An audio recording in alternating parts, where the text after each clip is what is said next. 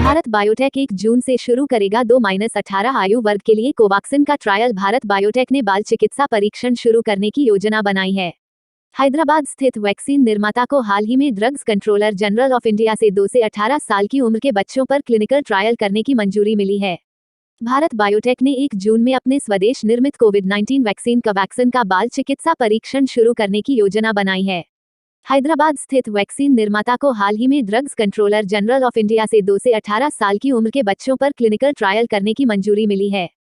22 मई को हैदराबाद में FICCI ladies organisation (FLO) की बैठक में बोलते हुए भारत बायोटेक के बिजनेस डेवलपमेंट और इंटरनेशनल एडवोकेसी के प्रमुख रचेश एला ने कहा कि ट्रायल 1 जून से शुरू होगा।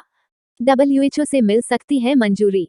मीडिया रिपोर्ट में एला ने कहा कि भारत बायोटेक को इस साल की तीसरी तिमाही में लाइसेंस मिल सकता है। एला ने आगे कहा कि भारत बायोटेक ने कोवैक्सिन के लिए विश्व स्वास्थ्य संगठन (WHO) से अनुमोदन प्राप्त करने की प्रक्रिया भी शुरू कर दी है। एला ने कहा कि अतीत में हमारे कुछ उत्पादों को उनकी मंजूरी मिल गई थी। हम तीसरी या चौथी तिमाही के अंत तक कोवैक्सिन के लिए अनुमोदन की उम्मीद कर रहे हैं। चल रही थी मांग। इससे पहले मई में एक विशेषज्ञ पैनल ने सिफारिश की थी कि 2-18 आयु वर्ग पर कोवैक्सिन के चरण 2/3 नैदानिक परीक्षण शुरू किए जाने चाहिए। संक्रमण की संभावित तीसरी लहर आने से पहले स्वास्थ्य विशेषज्ञ बच्चों के लिए प्रभावी और सुरक्षित खुराक की मांग कर रहे हैं। भारत ने अब तक कोविशील्ड, कोवैक्सिन और स्पुतनिक वी को मंजूरी दी है।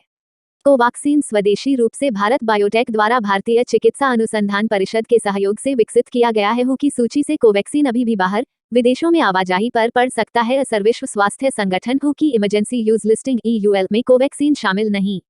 विदेश यात्रा करना मुश्किल होगा।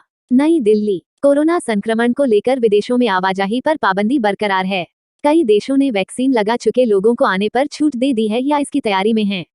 मगर अभी तक भारत बायोटेक द्वारा तैयार कोवैक्सीन की दोनों डोज लेने वाले लोगों को फिलहाल अंतर्राष्ट्रीय यात्रा की छूट नहीं मिल सकी है। विश्व स्वास्थ्य संगठन की इमरजेंसी यूज लिस्टिंग। अंतर्राष्ट्रीय यात्राओं को लेकर कई देशों ने अपनी खुद की रेगुलेटरी अथॉरिटी बनाई है। इस अथॉरिटी द्वारा अप्रूव वैक्सीन लगाने वालों को एंट्री दी जा रही है। इसके अलावा विश्व स्वास्थ्य संगठन WHO की इमरजेंसी यूज लिस्टिंग (EUL) की तरफ से स्वीकृत की गई वैक्सीन को ही यात्रा की मंजूरी दी गई है। इस लिस्ट में Moderna, Pfizer, AstraZeneca, Johnson America और नीदरलैंड में सिनोफार्म BBIP और सीरम इंस्टीट्यूट ऑफ इंडिया की बनी हुई कोविशील्ड शामिल है। मगर कोवैक्सिन को लिस्ट में शामिल नहीं किया गया है। बायोटेक ने लिस्ट में शामिल होने की इच्छा जाहिर की। WHO की गाइडलाइंस के अनुसार भारत बायोटेक ने भी इस लिस्ट में शामिल होने की इच्छा जाहिर की है। मगर WHO इसे लेकर अधिक जानकारी मांग रहा है। इसके लिए एक प्री सबमिशन मीटिंग मई-जून में रखी गई है। इसके बाद फर्म की तरफ से डोजियर सबमिट किया जाएगा। इसकी समीक्षा करने के बाद ही WHO की तरफ से वैक्सीन को मान्यता मिल सकती है। बताया जा रहा है कि इस प्रक्रिया में कुछ समय लग सकता है। Read more. कम हुए कोरोना के नए केस तो भाजपा ने लगाए केजरीवाल सरकार पर यह आरोप। जल्द खत्म हो सकता है लॉकडाउन। विदेश यात्रा करना मुमकिन नहीं। विशेषज्ञों का कहना है कि अब अगर कोई वैक्सीन EUL की सूची में शामिल नहीं है तो ऐसे में विदेश यात्रा करना कठिन हो जाएगा। इस कारण लोगों को परेशानी का सामना करना पड़ सकता है। कोवैक्सीन को लेकर अभी अन्य देशों की भी स्वीकृति लेने बाकी है। ऐसे में कोवैक्सीन लगाने वालों के लिए अभी विदेश यात्रा करना मुमकिन नहीं होगा। देश में कोरोना वायरस की 2 वैक्सीनों में से एक यानी कोविशील्ड की 2 खुराकों के बीच के अंतर को बढ़ा दिया गया, जबकि कोवैक्सिन में ऐसा नहीं किया गया। आखिर इसकी क्या वजह हो सकती है? केंद्र सरकार ने शुक्रवार को इस बात की जानकारी दी। बीते 16 जनवरी से देश में शुरू हुए कोरोना टीकाकरण अभियान के बाद से कोविशील्ड की 2 खुराकों के बीच के अंतर को 2 बार बढ़ाए जाने के बाद से यह विषय विवाद का मुद्दा बनता जा रहा था।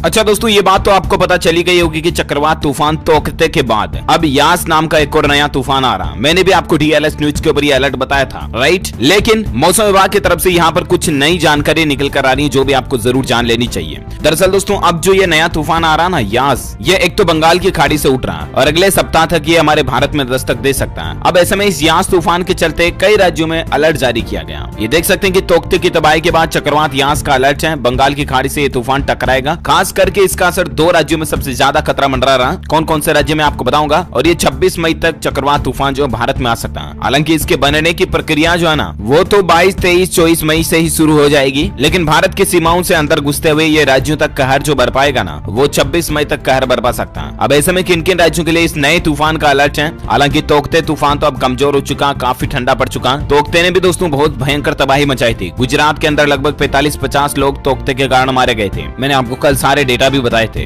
राइट। मतलब क्या बोलूं आपको, हजारों तो पेड़ गिर गए, सैकड़ों बिजली के खंभे गिर गए, हजारों घर तबाह हो गए, लोगों के चद्दर टीन शेड उड़ गए। तो इन सभी नुकसान को देखते हुए कल प्रधानमंत्री नरेंद्र मोदी ने गुजरात का हवाई दौरा करते हुए जायजा भी लिया और 1000 करोड़ रुपए का राहत पैकेज देने का ऐलान भी किया। वहीं सभी राज्यों में जहां जहां भी तूफान से तबाही मची है ना, महाराष्ट्र, राजस्थान, गुजरात, उत्तर प्रदेश वगैरह, जिन भी राज्यों में इस चक्रवात तूफान तोकते की वजह से जिन लोगों की जान चली गई, उनके परिवारों को सरकार ने 2-2 लाख रुपए का देने का ऐलान भी किया है और घायलों के परिवारों को 50-50 हजार रुपए का मुआवजा देने का भी ऐलान किया, राइट। लेकिन अब यहाँ पर ये तो तोकते तो चलो ठीक है, इसकी फिल्म अब खत्म होने वाली है, ठंडा हो गया, तोकते धीरे धीरे नॉर्मल हो गया। अब यहाँ पर जो नया अलर्ट आ रहा है दोस्तों, वो YAAS यास करके एक नया तूफान आ रहा। ये जो एक और चक्रवाती तूफान आ रहा ना, इसको लेकर मौसम विभाग का अनुमान है दोस्तों कि कई राज्यों पर ये असर डाल सकता है। अच्छा, ये जो नया चक्रवाती तूफान है दोस्तों, ये उत्तर अंडमान सागर और बंगाल की पूर्वी मध्य खाड़ी में 22 मई को कम दबाव का क्षेत्र बनने की संभावना के चलते बन सकता है, जो कि एक चक्रवाती तूफान में तब्दील हो सकता है। ये मतलब एक पहले से अनुमान लगाया जा रहा, अलर्ट जारी किया गया। और इसके बाद ये अगर तूफान में बदल जाता है तो इसका नाम रहेगा चक्रवात यास, जो कि 26 से 27 मई को पूर्वी तट पर पहुंचने का अनुमान है। भारतीय मौसम विज्ञान विभाग ने कल इस बात की जानकारी दी है। अब दोस्तों, ये अगर तूफान जो है ना, बंगाल की खाड़ी और अंडमान सागर में बनने वाला अगर चक्रवात में बदल जाता है और भारत की सीमाओं में प्रवेश करता है, तो किन किन राज्यों में खतरा मंडरा रहा है, किन किन राज्यों में ये तूफान तबाही मचा सकता है। तो इसको लेकर मौसम विभाग का कहना है कि एक तो पश्चिम बंगाल, उड़ीसा, असम और मेघालय, इन 4 राज्यों में सबसे ज्यादा इस तूफान का प्रभाव हमें देखने को मिल सकता है। बाकी अंडमान निकोबार, कोलकाता, दक्षिण बंगाल, असम, मेघालय, इन जगहों पर भी भारी बारिश होने की संभावना है इस तूफान के चलते, है ना। तो ये मौसम विभाग की तरफ से अलर्ट था जो मैंने आपको बता दिया। उम्मीद आपको जरूर जानकारी मिली होगी। वैसे दोस्तों, आप मुझे नीचे कमेंट्स करके बताइए कि आप कौन से राज्य में रहते हैं, ताकि पर्टिकुलर मैं आपके राज्य के समाचार भी आपके मोबाइल तक पहुंचा दूंगा। और बाकी इस वीडियो को लाइक करना, शेयर भी करना अपने दोस्तों के साथ फेसबुक और व्हाट्सएप पर। और सावधान रहना, है ना। 24, 25, 26 से ऑलरेडी सावधान, सतर्क रहना शुरू हो जाना अगर आप भी इन 4-5 राज्यों में रहते हैं जो मैंने आपको बताया था। और हाँ, वीडियो को लाइक और शेयर करना और डीएलएस न्यूज चैनल को सब्सक्राइब करके बेल आइकन जरूर दबा देना, ताकि आपको रोजाना के ताजा अपडेट्स तुरंत आपके मोबाइल पर मिल जाएंगे। ओके, मिलेंगे अगले नेक्स्ट अपडेट में। तब तक के लिए thank you, take care, goodbye, जय हिंद, जय भारत, वंदे मातरम।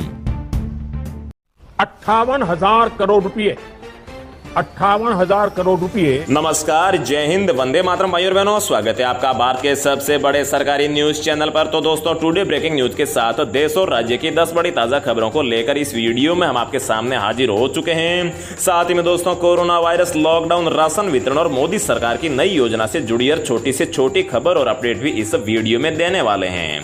तो दोस्तों, आज की सबसे पहली और सबसे बड़ी खबर की बात करें तो स्वास्थ्य मंत्रालय ने आज कोरोना के नए आंकड़े जारी किए हैं, जिसके तहत पिछले 24 घंटों में कोरोना के 2,68,000 नए मामले सामने आए हैं। वहीं 4,529 लोगों की कोरोना की वजह से पिछले 24 घंटों में मौत हो गई है। तो दोस्तों, मौत के मामले में कोरोना ने आज फिर एक नया रिकॉर्ड कायम किया है। साथ ही इस राज्य सरकार ने किसानों को 10,000 रुपए, रेहड़ी पटरी वालों को 3,000 रुपए और मजदूरों को 2,000 रुपए सीधे उनके बैंक खाते में देने का ऐलान किया है। तो दोस्तों, किस किस राज्य के लोगों को यह फायदा मिलेगा वो भी जानेंगे। और 10वीं के छात्रों के लिए भी आज सीबीएसई ने एक बड़ी घोषणा की है। इसके अलावा केंद्र सरकार ने आज किसानों के पक्ष में एक बहुत ही बड़ा और ऐतिहासिक फैसला लिया है, जिससे किसानों को आज से ही ये एक बड़ा फायदा होने वाला है। तो दोस्तों, आखिर में ऐसा कौन सा फैसला लिया गया है, कुछ ही देर में जानने को मिलेगा। और दोस्तों, कई राज्यों में आज एक बार फिर से लॉकडाउन को बढ़ा दिया गया है, तो कहीं लॉकडाउन को और ज्यादा सख्त किया गया है, तो कुछ राज्यों में लॉकडाउन को समाप्त करने का भी ऐलान हो चुका है। तो दोस्तों, ऐसे में आप लोगों को जान लेना चाहिए कि बीते 24 घंटों में भारत के किन किन राज्यों या फिर शहरों में लॉकडाउन लगाया गया है या फिर हटाया गया है, और ऐसे में क्या खुला रहेगा, क्या रहेगा बंद, सब कुछ इस वीडियो में जानने को मिलेगा। और दोस्तों अगर आप लोगों के घर में माताएं बहनें खाना बनाने के लिए एलपीजी गैस सिलेंडर का इस्तेमाल करती है तो भी इस वीडियो में आप लोगों के लिए एक फायदे की खबर लेकर आए हैं। तो दोस्तों इन्हीं सभी खबरों को एक एक करके इस वीडियो में हम आपको देने वाले हैं। चलिए खबरों का सिलसिला शुरू करते हैं। लेकिन दोस्तों आगे बढ़ने से पहले मेरी आपसे एक छोटी सी गुजारिश है कि अगर आप इस चैनल पर पहली बार आए हैं तो चैनल को सब्सक्राइब कर लीजिए और साथ ही में वीडियो को एक लाइक भी जरूर कर दीजिए। तो दोस्तों आज की सबसे पहली और सबसे बड़ी खबर की बात करें तो किसानों के पक्ष में केंद्र सरकार का ऐतिहासिक फैसला। अब डीएपी फर्टिलाइजर के हर बैग पर मिलेगी 1200 रुपए की सब्सिडी। जी हां दोस्तों, केंद्र सरकार ने किसानों के पक्ष में ऐतिहासिक फैसला लेते हुए तय किया है कि डीएपी फर्टिलाइजर मतलब कि खाद के एक बैग पर अब किसानों को 1200 रुपए की छूट दी जाएगी। प्रधानमंत्री नरेंद्र मोदी की अध्यक्षता में हुई उच्च स्तरीय बैठक में डीएपी फर्टिलाइजर पर दी जाने वाली सब्सिडी में 140% इजाफे का फैसला किया है। इससे किसानों को 2400 रुपए में मिलने वाला डीएपी फर्टिलाइजर का एक बैग अब 1200 रुपए में ही मिल जाएगा। हालांकि इस फैसले के बाद केंद्र सरकार को सब्सिडी के मद में 14,775 करोड़ रुपए का अतिरिक्त खर्च आएगा। बता दें कि अब तक डीएपी फर्टिलाइजर मतलब कि डीएपी खाद के एक बैग पर किसानों को सिर्फ 500 रुपए की ही छूट मिलती थी। तो दोस्तों आपको केंद्र सरकार का यह फैसला कैसा लगा है, अपनी राय कमेंट बॉक्स में जरूर बताइएगा। नेक्स्ट अपडेट की बात करें तो दोस्तों पीएम मोदी ने चक्रवात प्रभावित इस राज्य के लिए 1000 करोड़ की तत्काल सहायता की घोषणा की है। जी हां दोस्तों, प्रधानमंत्री नरेंद्र मोदी ने चक्रवात ताउते से प्रभावित गुजरात के लिए 1000 करोड़ रुपए की तत्काल आर्थिक सहायता की घोषणा की है। एक आधिकारिक विज्ञप्ति में यह जानकारी दी गई है। उन्होंने ताउते से प्रभावित सभी राज्यों में चक्रवात संबंधी घटनाओं में मारे गए परिजनों के लिए या फिर मारे गए लोगों के लिए 2-2 लाख रुपए और घायलों के लिए 50,000 रुपए के मुआवजे की भी घोषणा की है। प्रधानमंत्री ने गुजरात के मुख्यमंत्री विजय रूपाणी और शीर्ष अधिकारियों के साथ यहां चक्रवात की वजह से हुए नुकसान के आकलन के लिए समीक्षा बैठक के बाद में यह सहायता पैकेज को मंजूरी दी है। अगली बड़ी खबर की बात करें तो इस राज्य में लॉकडाउन प्रभावित लोगों के लिए 1250 करोड़ रुपए के पैकेज की घोषणा। जी हां दोस्तों, कर्नाटक के मुख्यमंत्री बीएस येदियुरप्पा की सरकार ने आज राज्य में लॉकडाउन से प्रभावित लोगों के लिए 1250 करोड़ रुपए के राहत पैकेज की घोषणा की है। इसके साथ ही मुख्यमंत्री ने कहा है कि अभी तक राज्य में लॉकडाउन को और बढ़ाने के बारे में कोई फैसला नहीं किया गया है। इस बारे में 24 मई से फैसला ले लिया जाएगा। 24 मई को राज्य में लॉकडाउन की मियाद खत्म हो रही है। तो दोस्तों हम आपको बता दें कि 1250 करोड़ रुपए के पैकेज में किन लोगों को क्या मिलेगा। तो हम आपको बता दें कि ऑटो टैक्सी चालकों को 3000 रुपए की वित्तीय सहायता दी जाएगी। फूलों की खेती करने वाले किसानों को 10,000 रुपए प्रति हेक्टेयर के हिसाब से दिए जाएंगे। फुटपाथ पर फूल सब्जी या फिर अन्य कोई भी जो हॉकर्स है उनको 3000 रुपए दिए जाएंगे। फिल्म लाइन में काम करने वाले लोगों को भी 3000 रुपए की वित्तीय सहायता दी जाएगी। प्रधानमंत्री गरीब कल्याण योजना के तहत सभी लोगों को 5 किलो मुफ्त जो है चावल दिया जाएगा और अनऑर्गेनाइज्ड श्रमिकों को 2000 रुपए सीधे उनके बैंक अकाउंट में भेजे जाएंगे। इस तरह से कोरोना काल में राज्य सरकार लोगों के खाते में टोटल 1250 करोड़ रुपए भेजेगी। तो दोस्तों आपको इस राज्य सरकार का ये फैसला कैसा लगा है, साथ ही में क्या आपके राज्य में भी ऐसा यहाँ पर नियम या फिर ऐसी योजना लागू होनी चाहिए या फिर नहीं, जरूर बताएं और आपके राज्य का भी नाम कमेंट बॉक्स में बताना बिल्कुल ना भूलिएगा। नेक्स्ट अपडेट की बात करें तो सीएम अशोक गहलोत का बड़ा फैसला, राजस्थान में महामारी घोषित हुआ ब्लैक फंगस। जी हाँ दोस्तों, गहलोत सरकार ने इसका ऐलान करते हुए कहा है कि ब्लैक फंगस अब खतरनाक रूप लेता जा रहा है और कई राज्यों में तेजी से फैल रहा है, इसलिए इस पर अधिक ध्यान देने की आवश्यकता है। बता दें कि म्यूकोरमाइकोसिस या ब्लैक फंगस एक गंभीर और दुर्लभ फंगल इंफेक्शन है जिसकी वजह से संक्रमित मरीजों की आंखें निकालनी पड़ती है और गर्दन की हड्डी को भी निकालना पड़ता है। इससे मरीजों की मौत हो जाती है। केंद्रीय स्वास्थ्य मंत्री डॉक्टर हर्षवर्धन ने ट्वीट करके बताया है कि आंखों में लालपन या फिर दर्द होने पर, बुखार, खांसी, सिर दर्द, सांस में तकलीफ, साफ साफ दिखाई नहीं देना, उल्टी में खून आना या फिर मानसिक स्थिति में बदलाव ब्लैक फंगस के ही लक्षण हो सकते हैं। एम्स दिल्ली के निदेशक रणदीप गुलेरिया ने कहा है कि कोरोना वायरस से पीड़ित मरीजों पर आमतौर पर 5 से 10 दिन तक स्टेरॉइड की जरूरत पड़ती है। इससे ज्यादा दिनों तक मरीजों को यह दवाएं दी जाए तो ब्लैक फंगस की आशंका बढ़ जाती है। मतलब कि ब्लैक फंगस उन्हीं लोगों को हो रहा है जिन लोगों को कोरोना हुआ था और कोरोना के दौरान जिन लोगों को स्टेरॉइड ज्यादा मात्रा में दी जाती है उन्हें ही यहां पर ब्लैक फंगस का खतरा है। अगली खबर की बात करें तो खेत तालाब योजना में किसानों का ऑनलाइन रजिस्ट्रेशन हुआ शुरू, मिलेंगे ये बड़े लाभ। जी हां दोस्तों, उत्तर प्रदेश के कृषि विभाग की ओर से चलाई जा रही खेत तालाब योजना का लाभ लेने के इच्छुक किसानों का 18 मई से रजिस्ट्रेशन शुरू हो चुका है।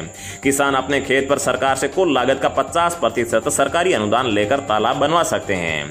सबसे पहले यह योजना बुंदेलखंड में शुरू की गई थी। मतलब कि अगर आप कोई खेत में तालाब बनवाते हैं जो लगभग 7 लाख में बनता है तो उसकी आधी मतलब कि 3.5 लाख रुपए आपको सरकार सब्सिडी दे देगी। लखनऊ मंडल के कृषि उप निवेशक सीपी श्रीवास्तव ने बताया कि खेत में ऐसे बनाए तालाब में बारिश का पानी एकत्रित होता है, साथ ही जमीन के नीचे से प्राकृतिक पानी के स्रोत भी फूटते हैं। ऐसे तालाब में किसान सिंगाड़ा बो सकते हैं, मछली पालन कर सकते हैं, साथ ही अपने खेतों की सिंचाई भी कर सकते हैं, पशुओं के लिए पानी का इंतजाम भी कर सकते हैं। ऐसे तालाब के चारों ओर वृक्षारोपण भी किया जा सकता है।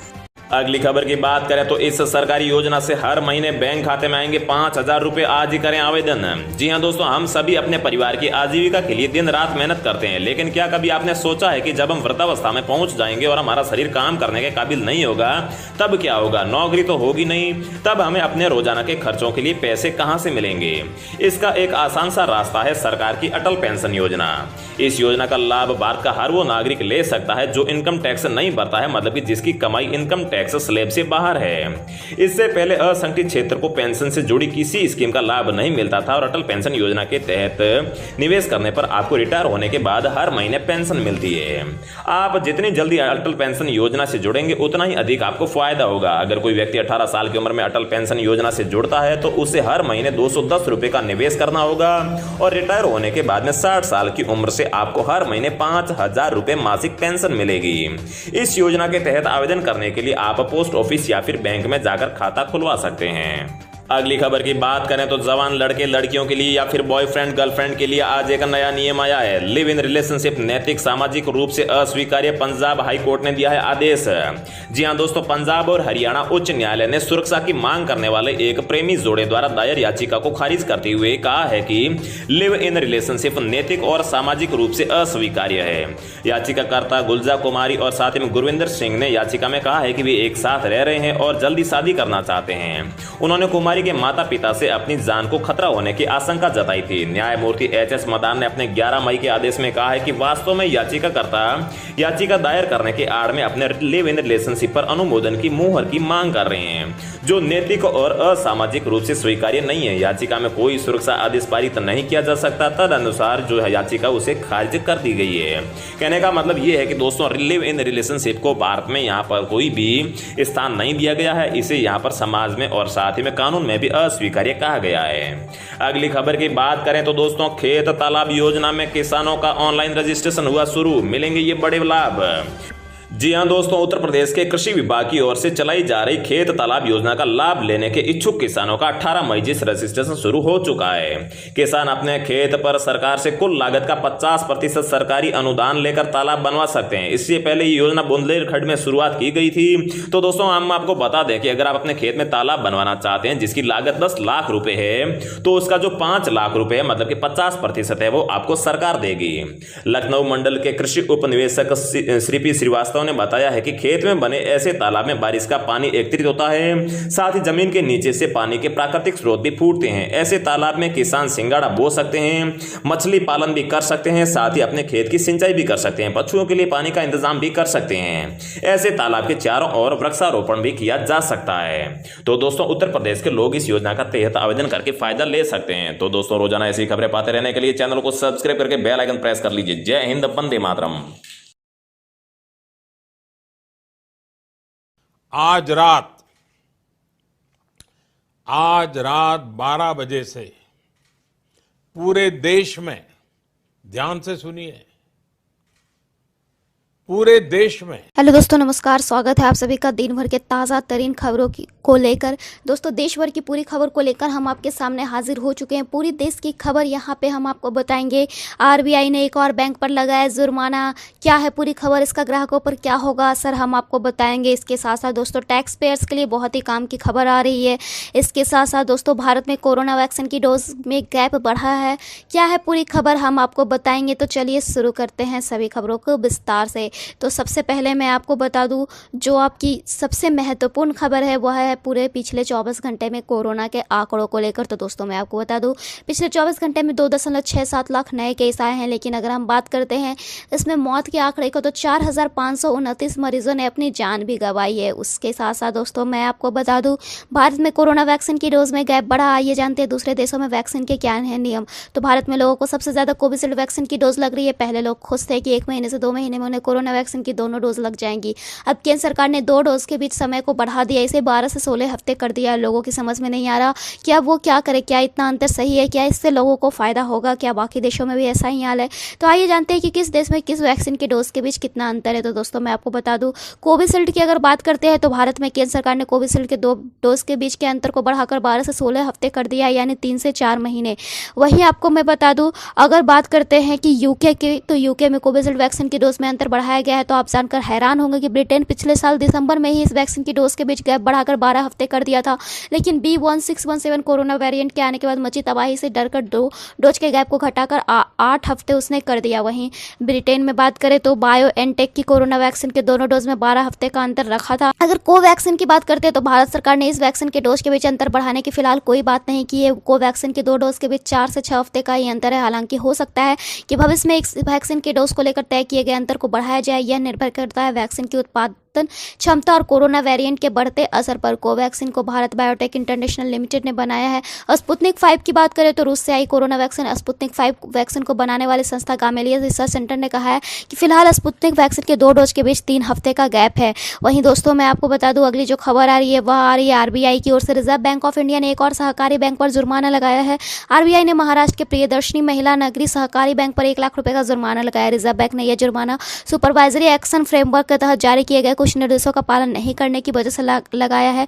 अगर बात करते हैं इसका ग्राहकों पर असर के, तो मैं आपको बता दूं, रिजर्व बैंक की इस कार्रवाई का इसके ग्राहकों पर कोई असर पड़ेगा, तो इसका जवाब है नहीं। इस फैसले से बैंक के ग्राहकों पर किसी तरह का कोई असर नहीं होगा। आरबीआई ने ग्राहकों को मिलने वाली सुविधा पर किसी तरह की रोक नहीं लगाई है। वही दोस्तों मैं आपको बता दूं, टैक्स पेयर्स के लिए ध्यान देने वाली खबर है। कोरोना महामारी की दूसरी लहर को देखते हुए इनकम टैक्स डिपार्टमेंट ने हाल ही में टैक्स पेयर को राहत पहुंचाने के लिए कुछ टाइमलाइन को आगे बढ़ा दिया था। टैक्स पेयर और टैक्स सलाहकारों की अपील के बाद central board of direct taxes ने पिछली बार कई डेडलाइंस को 30 अप्रैल 2021 तक बढ़ा दिया गया था। वहीं दोस्तों मैं आपको बता दूं, अगली जो खबर आ रही है वह आ रही है, बड़ी खबर है, रेमडेसिविर को कोरोना मरीजों के इलाज से हटाने पर हो रहा है विचार, क्योंकि यह असरदार नहीं है। जी हां दोस्तों, देश में कोरोना वायरस महामारी की दूसरी लहर का अभी थमा नहीं है। कुछ दिनों से कोरोना के नए केस लगातार कम हो रहे हैं। इसके बावजूद बीमारी से मरने वालों का आंकड़ा कम होने का नाम नहीं ले रहा है, जिसे लेकर रेमडेसिविर को कोरोना मरीजों के इलाज से हटाने पर विचार किया जा रहा है, क्योंकि यह असरदार होने की बात नहीं की जा रही, इसमें असरदार होने के कोई सबूत नहीं मिले हैं। तो फिलहाल इस वीडियो में इतना ही। ऐसे ही खबरों के लिए बने रहिए हमारे इस वीडियो के साथ। Bye and thanks for watching this video.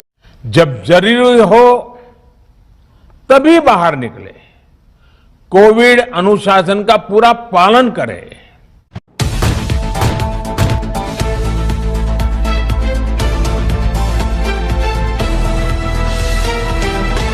दोस्तों स्वागत करते हैं बिंदास खबरें में, जहां हम आपको बताते हैं देश दुनिया की ताजा बड़ी खबरें।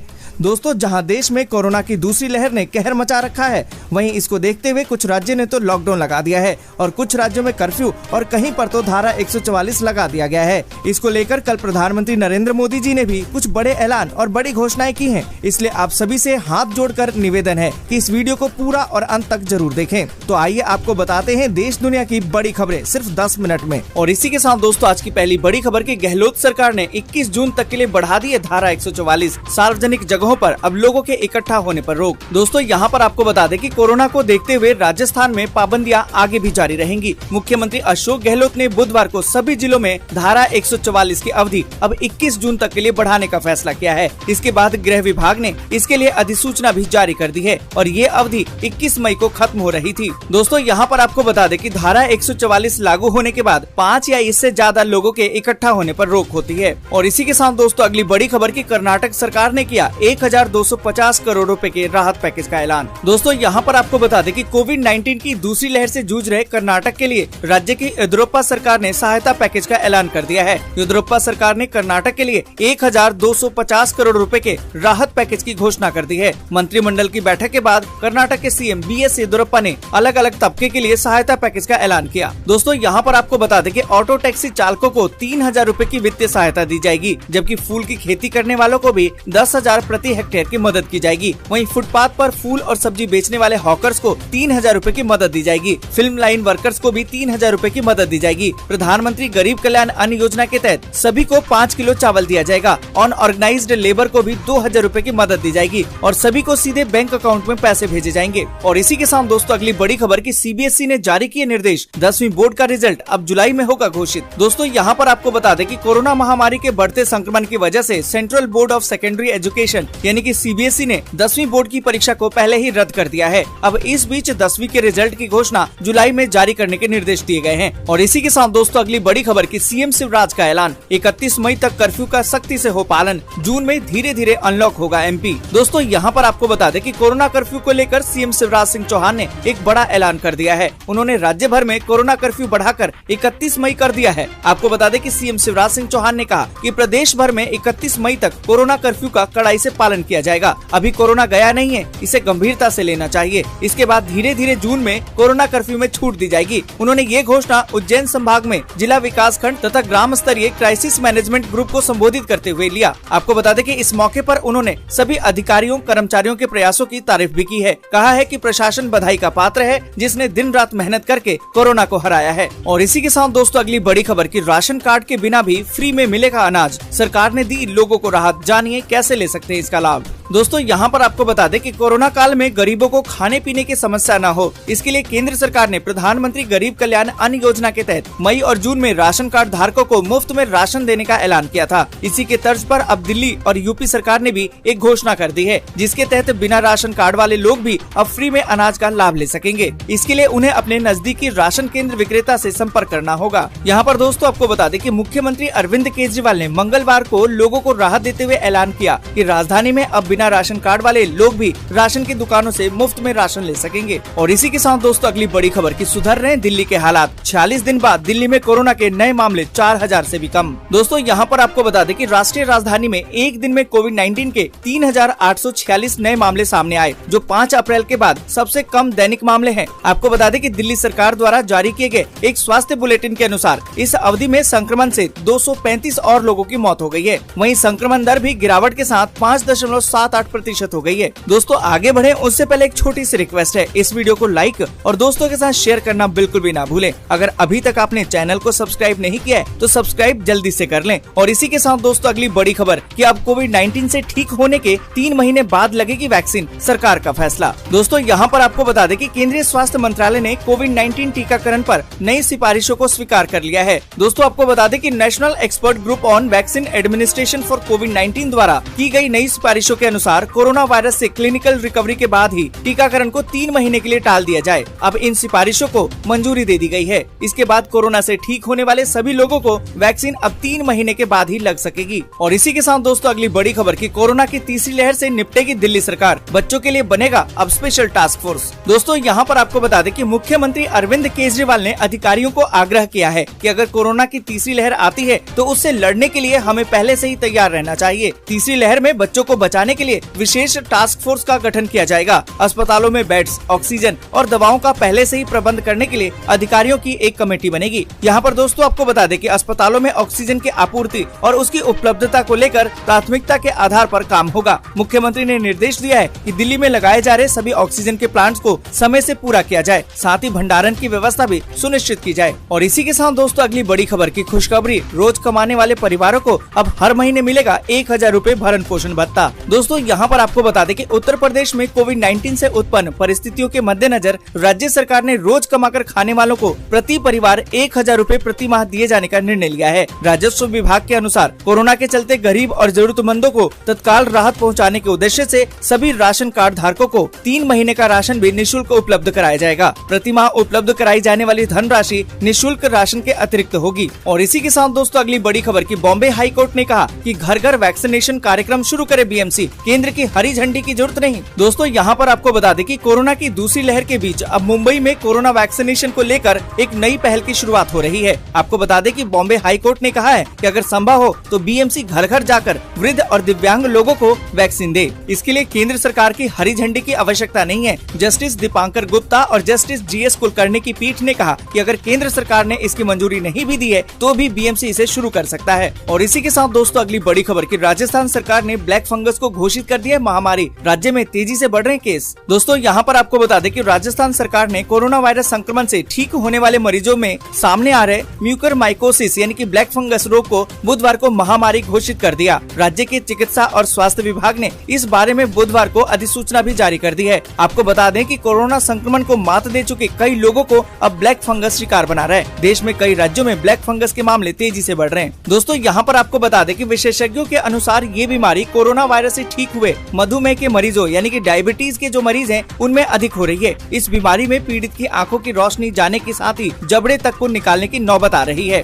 और इसी के साथ दोस्तों अगली बड़ी खबर की पीएम नरेंद्र मोदी ने कहा कि ताउते तूफान से नुकसान का आंकलन करके केंद्र से साझा करे राज्य सरकारें, तत्काल दी जाएगी वित्तीय सहायता। दोस्तों आपको बता दें कि प्रधानमंत्री नरेंद्र मोदी ने बुधवार को कहा कि केंद्र सरकार और प्रभावित राज्यों की सरकारें मिलकर काम कर रही है। राज्य सरकारें जैसे ही चक्रवाती तूफान ताउते से जो भी नुकसान हुआ है उसका आंकलन करे और केंद्र सरकार के साथ साझा करे, तत्काल वित्तीय सहायता प्रदान की जाएगी। साथ ही दोस्तों आपको बता दें कि गोवा के मुख्यमंत्री प्रमोद सावंत ने राज्य में चक्रवाती तूफान ताउते के कारण जान गंवाने वाले परिवारों के लिए 4 लाख रुपए की अनुग्रह राशि की घोषणा कर दी है। और इसी के साथ दोस्तों अगली बड़ी खबर की वोडाफोन आइडिया ग्राहकों के लिए बड़ी खुशखबरी, अब मुफ्त में मिलेगा 49 रुपए का प्लान। दोस्तों यहाँ पर आपको बता दें कि वोडाफोन आइडिया ने अपने 6 करोड़ के करीबन निम्न आय वाले ग्राहकों को 49 रुपए का मुफ्त प्लान देने की घोषणा कर दी है। महामारी के दौरान अपने ग्राहकों को कंपनी के साथ जोड़े रखने के लिए इस एक बारगी की सुविधा का प्लान का ऐलान किया गया है। कंपनी ने एक बयान में इसकी जानकारी देते हुए कहा कि इस समूह के ग्राहक यदि अपने मोबाइल सेवा के लिए 79 रुपए मूल्य का प्लान खरीदते हैं तो उन्हें इस पर करीबन दुगना लाभ होगा। दोस्तों आज के लिए बस यहीं तक। वीडियो आपको अच्छी लगी हो तो लाइक और शेयर जरूर कर दें।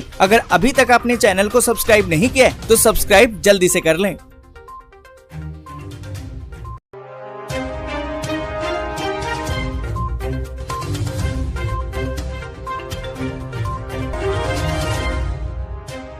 नमस्कार दोस्तों, एक बार फिर आपका स्वागत करते हैं ब्राइट फैक्ट्स में, जहां हम आपके लिए हर दिन लेकर आते हैं देश और दुनिया की 50 सबसे बड़ी खबरें। दोस्तों आज देश से बहुत बड़ी बड़ी खबरें निकल कर आ रही हैं जो आपके लिए जानना बेहद जरूरी है, तो इस वीडियो को शुरू से लेकर आखिर तक जरूर देखिएगा। तो आइए बिना देरी शुरू करते हैं आज की खबरों का सिलसिला और जानते हैं देश की 50 बड़ी खबरें सिर्फ 10 मिनट में। भारत में कोरोना से मौत के टूटे सारे रिकॉर्ड, पहली बार हुई एक दिन में 4,529 लोगों की मौतें और मिले 24 घंटे में 2,67,000 नए मामले। गुजरात में कल ताउते तूफान ने मचाई तबाही, 16,000 से ज्यादा घर हुए तबाह, 45 से ज्यादा लोगों की हुई मौत। तूफान पर पीएम नरेंद्र मोदी ने किया 1,000 करोड़ रुपए की मदद का ऐलान, तूफान में मारे गए लोगों के परिवारों को मिलेगा 2-2 लाख का मुआवजा। उज्जैन में 31 मई तक बढ़ गया लॉकडाउन, सीएम की रिव्यू मीटिंग के बाद लिया गया फैसला। किसान आंदोलन में भी कोरोना ने दी दस्तक, 5 किसानों की हुई मौत और मिले कोरोना पॉजिटिव। दिल्ली सरकार का ऐलान, कोरोना से अनाथ हुए बच्चों को 25 साल की उम्र तक मिलेगी हर महीने 2,500 रुपए की पेंशन और मुफ्त शिक्षा। कोरोना के बीच योगी सरकार का बड़ा ऐलान, अब गरीबों और जरूरतमंदों को 3 महीने तक मिलेगा मुफ्त राशन। Xiaomi अपने ग्राहकों को देगी 2 महीने की अतिरिक्त वारंटी, लॉकडाउन के चलते कंपनी ने लिया फैसला। ICICI बैंक ग्राहक अब ATM कार्ड के बिना ही निकाल सकेंगे पैसे। यूपी के कोरोना अस्पताल में सफाई के बहाने मरीजों के मोबाइल चुराने वाले 3 लोग किए गए गिरफ्तार। चक्रवाती तूफान ताउते के बाद एक और नए चक्रवात की आहट ने उड़ाई सरकार की नींद, 23 से 24 मई के आसपास बंगाल की खाड़ी में आएगा तूफान। कल दिल्ली, राजस्थान, उत्तर प्रदेश और मध्य प्रदेश में दिखा ताउते तूफान का असर, हुई जमकर बारिश। तेजी से पिघल रहा है बर्फ का पहाड़, पूरे विश्व में तबाही की आशंका, कुछ सालों में बांग्लादेश मालदीव के डूबने का पैदा हुआ खतरा। गाजियाबाद में युवक की पीट पीट कर हत्या, 4 बच्चों की मां से था प्रेम प्रसंग। कोरोना के बाद अब राजस्थान में ब्लैक फंगस की गई महामारी घोषित, मिले 100 से ज्यादा मामले। राम रहीम ने सरकार से की अपील, कहा 21 दिन के लिए जेल से आना चाहता है बाहर। पाकिस्तान के नए राष्ट्रीय सुरक्षा सलाहकार के रूप में मोइद यूसुफ को किया गया नियुक्त। कोरोना के खिलाफ लड़ाई में आगे आया इसरो, बनाया स्वदेशी ऑक्सीजन कंसंट्रेटर। चीन से दोस्ती बढ़ा रहा ईरान, 25 साल के लिए किया $400 अरब का महासमझौता। लॉन्च हुआ जबरदस्त फीचर्स वाला लैपटॉप इंटेल अवीटा, कीमत 18,000 से भी कम। चीन ने एक बार फिर LAC पर शुरू की हलचल, चीनी सैनिक पाए गए अभ्यास करते हुए। पड़ोसी देश नेपाल में महसूस हुए भूकंप के भारी झटके, स्केल पर 5.8 रिएक्टर, मापी गई तीव्रता। 21 करोड़ की हेरोइन के साथ केन्याई महिला एयरपोर्ट से की गई गिरफ्तार। रूस और चीन से 5 गुना ज्यादा कोरोना वैक्सीन दान करेगा अमेरिका, बिडेन ने की घोषणा। 290 अंक गिरकर 50,000 के नीचे बंद हुआ सेंसेक्स। दिल्ली में लॉकडाउन की वजह से बैंड बाजे वालों के सामने आया रोजी रोटी का संकट, आज नेताओं के घर के बाहर बैंड बजा बजा कर करेंगे प्रदर्शन। गुजरात में ताउते तूफान से हजारों घरों को हुआ भारी नुकसान, पीएम मोदी ने किया हवाई सर्वे। 18 से 44 साल वाले 10 लाख लोगों को टीका लगाने वाला पहला राज्य बना राजस्थान। उत्तर प्रदेश में शादी और अन्य समारोह में अब एक समय में सिर्फ 25 ही लोग हो सकेंगे शामिल। महंगा पड़ा हमास को इजरायल से टक्कर लेना, गाजा में नर्क बनी जिंदगी, बमबारी से तबाह हुई सभी सुविधाएं।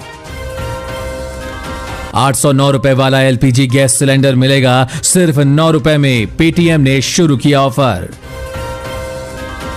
कार ड्राइवर ने सिगरेट पीते हुए निकाला सैनिटाइजर तो लग गई आग, चंद मिनटों में जल गई कार। और केंद्र सरकार की व्हाट्सएप को चेतावनी, कहा नई प्राइवेसी पॉलिसी वापस ले वरना करेंगे सख्त कार्रवाई। साथ ही उत्तराखंड में लॉकडाउन से परेशान व्यापारियों ने हाथ में थाली कटोरा लेकर किया प्रदर्शन। चीन में अचानक हिलने लगी गगनचुंबी इमारत, डरकर भागने लगे लोग, वीडियो हुआ वायरल।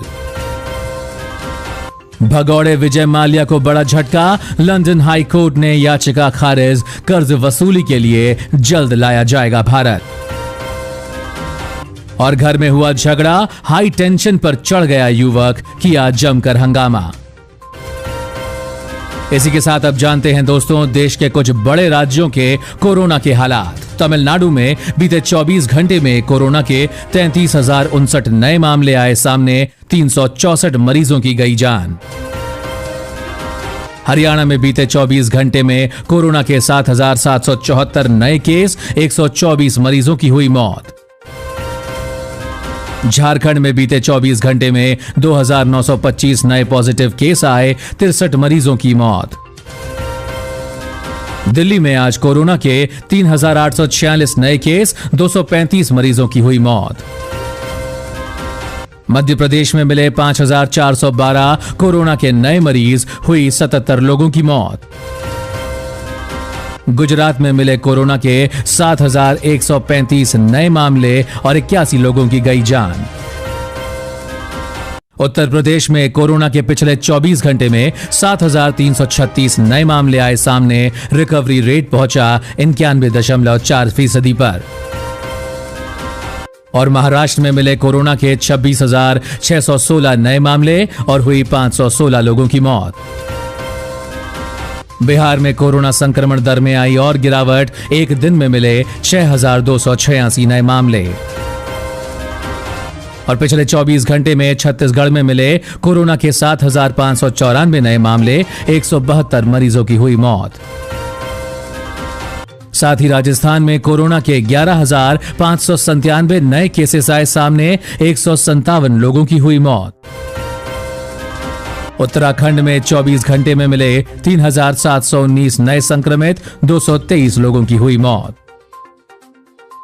और इसी के साथ दोस्तों आज की खबरों में बस इतना ही। अगर आपको भी ये खबरें पसंद आई तो इस वीडियो को एक लाइक जरूर करें, साथ ही अपने फ्रेंड्स एंड फैमिली के साथ इसे शेयर भी जरूर करें। वीडियो अच्छा लगा तो वीडियो के बारे में कमेंट करके हमें जरूर बताएं आपको कैसी खबरें पसंद आई, आप किस प्रकार की खबरें हमारे साथ और देखना चाहेंगे, अपने सुझाव भेजें। इसी के साथ अगर आप ऐसी ही खबरें अपने मोबाइल फोन पर हर रोज देखना चाहते हैं तो बस हमारे चैनल ब्राइट फैक्ट्स को सब्सक्राइब कीजिए। सब्सक्राइब करने के लिए नीचे दिए गए इस लाल बटन को दबाएं, साथ ही साथ में दिए गए इस बेल आइकन को दबाकर ऑल पर क्लिक करना ना भूलें, ताकि आपको हमारी सभी खबरें आपके मोबाइल पर लगातार समय पर मिलती रहे। हर गरीब का जो सपना है अपने भावी पीढ़ी के लिए, मेरी सरकार का भी वही सपना है जो मेरे हर गरीब के भावी पीढ़ी के लिए सपना। केंद्र सरकार की पहल से गरीबों के सपने पूरे हो रहे हैं। केंद्र सरकार का प्रयास है कि प्रधानमंत्री आवास योजना के तहत हर गरीब को छत मिले ताकि कोई भी बेघर न रहे।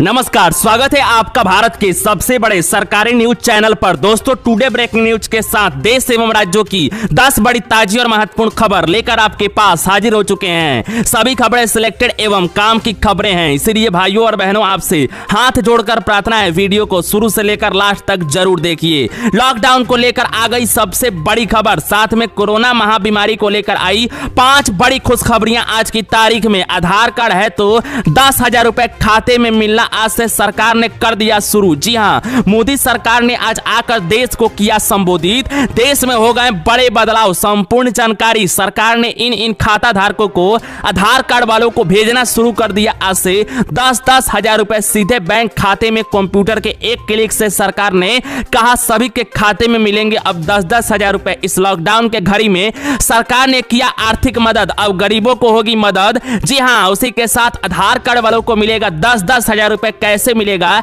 संपूर्ण जानकारी आ चुकी है। तो अगर आपके भी पास आधार कार्ड है खुद का तो आप नीचे कमेंट बॉक्स में जरूर बताएं कि हमारे पास आधार कार्ड है। आपको हम पूरी जानकारी बताते हैं थोड़ी देरों में, ताकि आपके खाते में भी 10,000 रुपए इस लॉकडाउन में सरकार की तरफ से निकलकर आ सके। साथ में बेरोजगार छात्र और गरीबों भाई बहनों के लिए खुशखबरी। अब लॉकडाउन में ऐसा पहली बार हुआ है कि इन 5 विभागों में निकली है बम्पर भर्तियां। जी हां, बता दें बिना परीक्षा बिना इंटरव्यू सीधे मेरिट के आधार पर हो रही है यह सरकारी नौकरी में बहाली। ऐसे करे आवेदन, मिलेगी सरकारी नौकरी। पुलिस विभाग, आंगनबाड़ी कार्यकर्ता, आंगनबाड़ी सहायिका, चपरासी और उसी के साथ डाक विभाग में निकली है इन स्थानों पर बम्पर भर्तियां। ऐसे करें आवेदन। बिजली बिल कनेक्शन धारकों के लिए बड़ी खबर। जी हां, बता दें इस वक्त की अच्छी खबर निकल कर आ रही है, क्योंकि बिजली बिल कनेक्शन धारक अगर आप सभी हैं तो आप लोगों के लिए अच्छी खबर निकल कर आ चुकी है कि इस राज्य की सरकार ने 1 साल की बिजली बिल माफ करने के लिए किया है ऐलान। तो अगर आप सभी इस राज्य के किसी भी नागरिक हैं कोई भी राज्य के, तो आप इस समाचार को जरूर सुने।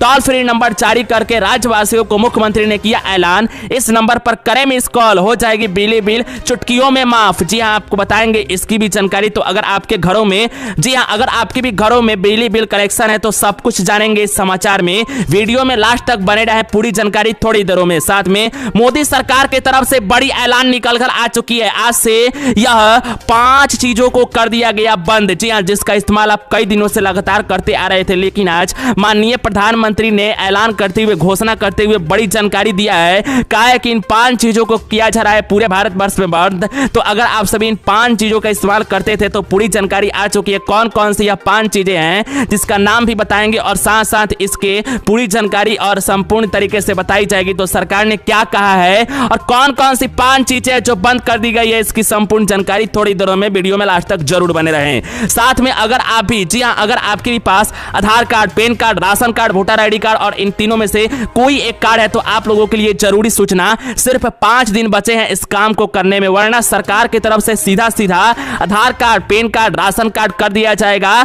जी हां, आपके यह सभी कार्ड रखे रह जाएंगे। तो अभी अभी सरकार की तरफ से ऐलान करते हुए पूरे देश भर में कर दिया गया यह नया नियम लागू और गाइडलाइन। जी हां, आपको बता दें कि अगर आप सभी भारत के देशवासी हैं और आपको इसको पालन तो जरूर करना करना होगा। तो कौन कौन से नए गाइडलाइन और नियम Aadhaar card, PAN card, ration card वालों को आज से निभानी होगी, इसकी संपूर्ण जानकारी आ चुकी है। सभी जानकारी आप लोगों को मिलेगी आज के इस सरल और साधारण वीडियो में। तो वीडियो में लास्ट तक जरूर बने रहें। संपूर्ण जानकारी सरल और साधारण शब्दों में आपको बताएंगे ताकि समझने में और भी आसानी हो। तो पूरी जानकारी थोड़ी देरों में। साथ में रसोई गैस सिलेंडर वालों के लिए बड़ी खबर। रसोई गैस सिलेंडर को लेकर हो गया बड़ा बदलाव देश में। जी हां, बड़ा बदलाव, बड़े नियम लगा दिया गया है पूरे देश भर में। यह गाइडलाइन के साथ रसोई गैस सिलेंडर वालों को अब पालन करना होगा। इसके मुताबिक अगर आपके भी घरों में रसोई गैस सिलेंडर है तो एजेंसी वाले यह बात को नहीं बताएंगे, जो बात आज सरकार ने बड़ी घोषणा करके बताया है। तो आपको बता दें कि सुबह सुबह आज की ताजी खबर में बताई गई है, सरकार की तरफ से वो जानकारी आपको देंगे, क्योंकि रसोई गैस सिलेंडर धारकों के लिए सरकार ने कुछ अहम बदलाव किए हैं और गाइडलाइन के साथ नए नए नियम दिए गए हैं। तो इसकी भी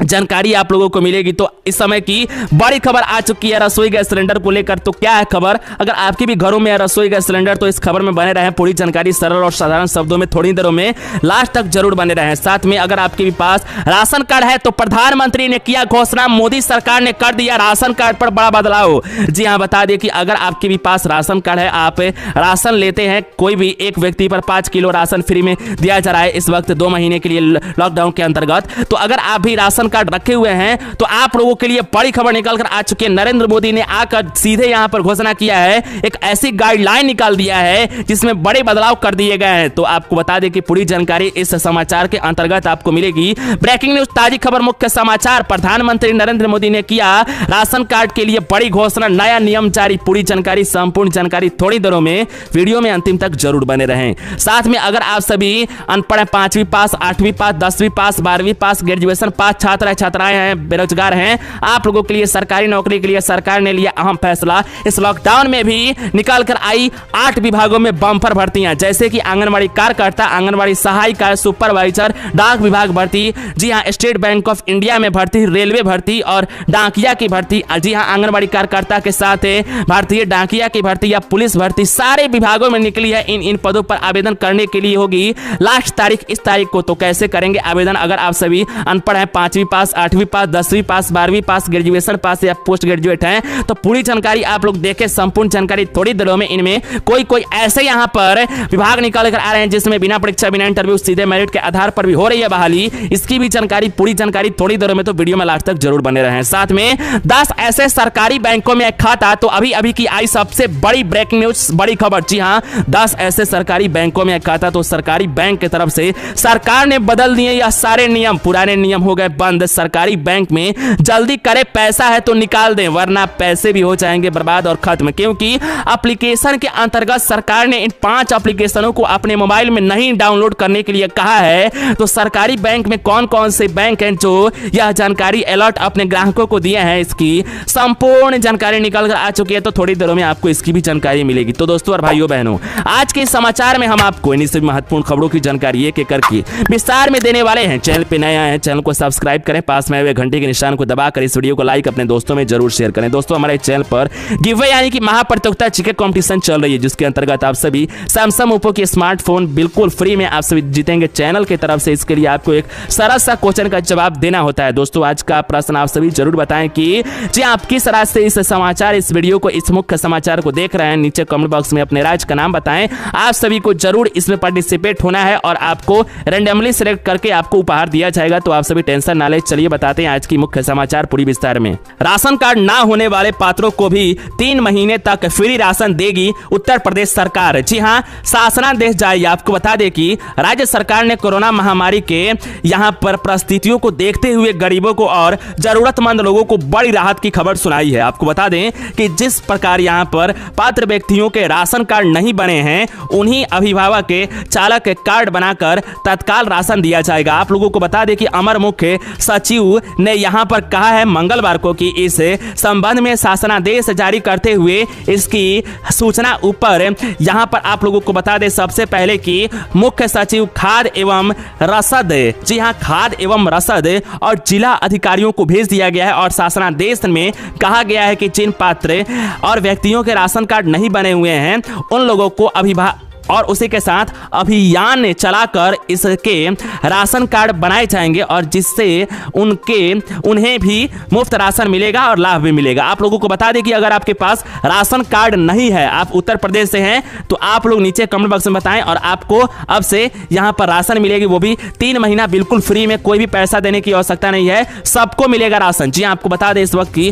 ब्रेकिंग न्यूज ताजी खबर मुख्य समाचार निकल कर आ चुकी है। शासनादेश ने कहा कि राशन कार्ड धारकों को जून, जुलाई और अगस्त का राशन मुफ्त में दिया जाएगा। केंद्र सरकार द्वारा जारी किए गए दिशा निर्देश के अनुसार मुफ्त में राशन दिया जाएगा। मुफ्त में राशन देने के लिए वित्त विभाग एवं खाद्य और रसद विभाग के तरफ से आपको बता दें कि पुण्य में ही यहां पर अतिरिक्त बजट आवंटन किया गया है और वित्तीय वर्ष 2021-22 में यहां पर आप लोगों को बता दें कि बड़ी खबर ब्रेकिंग न्यूज सामने निकल कर आ चुकी है कि वितरण प्रणाली के अंतर्गत इस प्रक्रिया के संबंध में विस्तृत और दिशा निर्देश खाद्य एवं रसद विभाग द्वारा अलग से जारी किया जाएगा। इसको लेकर बड़ी खबर। तो भाइयों बहनों, अगर आप सभी के पास राशन कार्ड नहीं है, टेंशन लेने की आवश्यकता नहीं है, 3 महीने तक राशन बिल्कुल फ्री में यूपी सरकार आप लोगों को देगी। चलिए बढ़ते हैं अगली खबर विस्तार में जान लेने के लिए। अपनी बेटिया की उज्जवल भविष्य के लिए इस योजना में करें निवेश, उच्च शिक्षा और शादी में मिलेगी मदद। जी हां, आपको बता दें कि अगर आप अपनी बेटियों की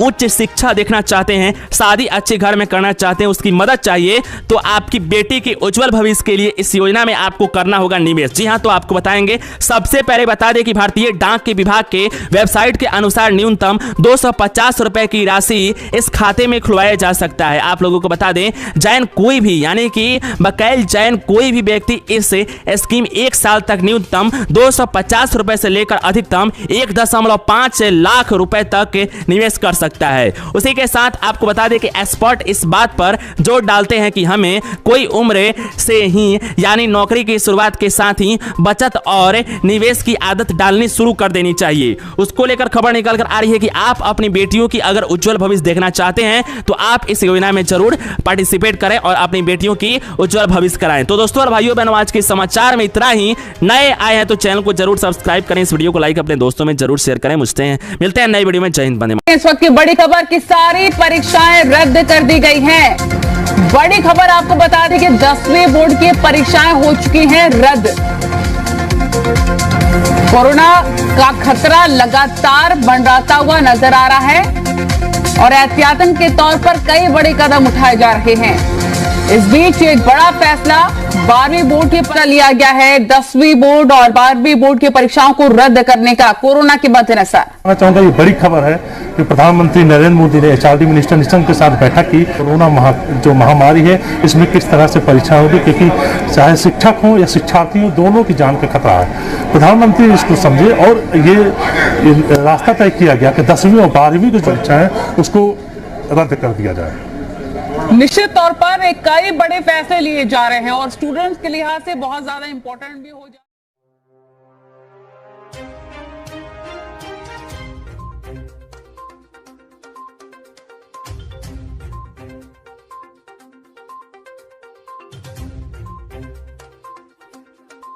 भारत का किसान खुल करके खेती करेगा, जहां मन आएगा अपनी उपज बेचेगा, जहां ज्यादा पैसा मिलेगा वहां बेचेगा, किसी बिचौलिए का मोहताज नहीं रहेगा। नमस्कार, जय हिंद, वंदे मातरम सभी किसान भाइयों का। जी हां सभी किसान भाइयों, आपको बता दें कि आप सभी किसान भाइयों के लिए एक बड़ी खुशखबरी निकल के आ चुकी है, क्योंकि हमारे देश के प्रधानमंत्री जी ने खुद लाइव आकर एक बड़ा ऐलान कर दिया है उन सभी किसान भाइयों के लिए। जी हां, उन सभी किसान भाई जो भी किसान भाई 8वीं किस्त का इंतजार कर रहे थे, उन सभी किसान भाइयों के लिए एक बड़ी खुशखबरी निकल के आ चुकी है, क्योंकि सभी किसान भाइयों के खाते में पीएम किसान सम्मान निधि 2,000 रुपए की राशि जाना शुरू हो चुका है।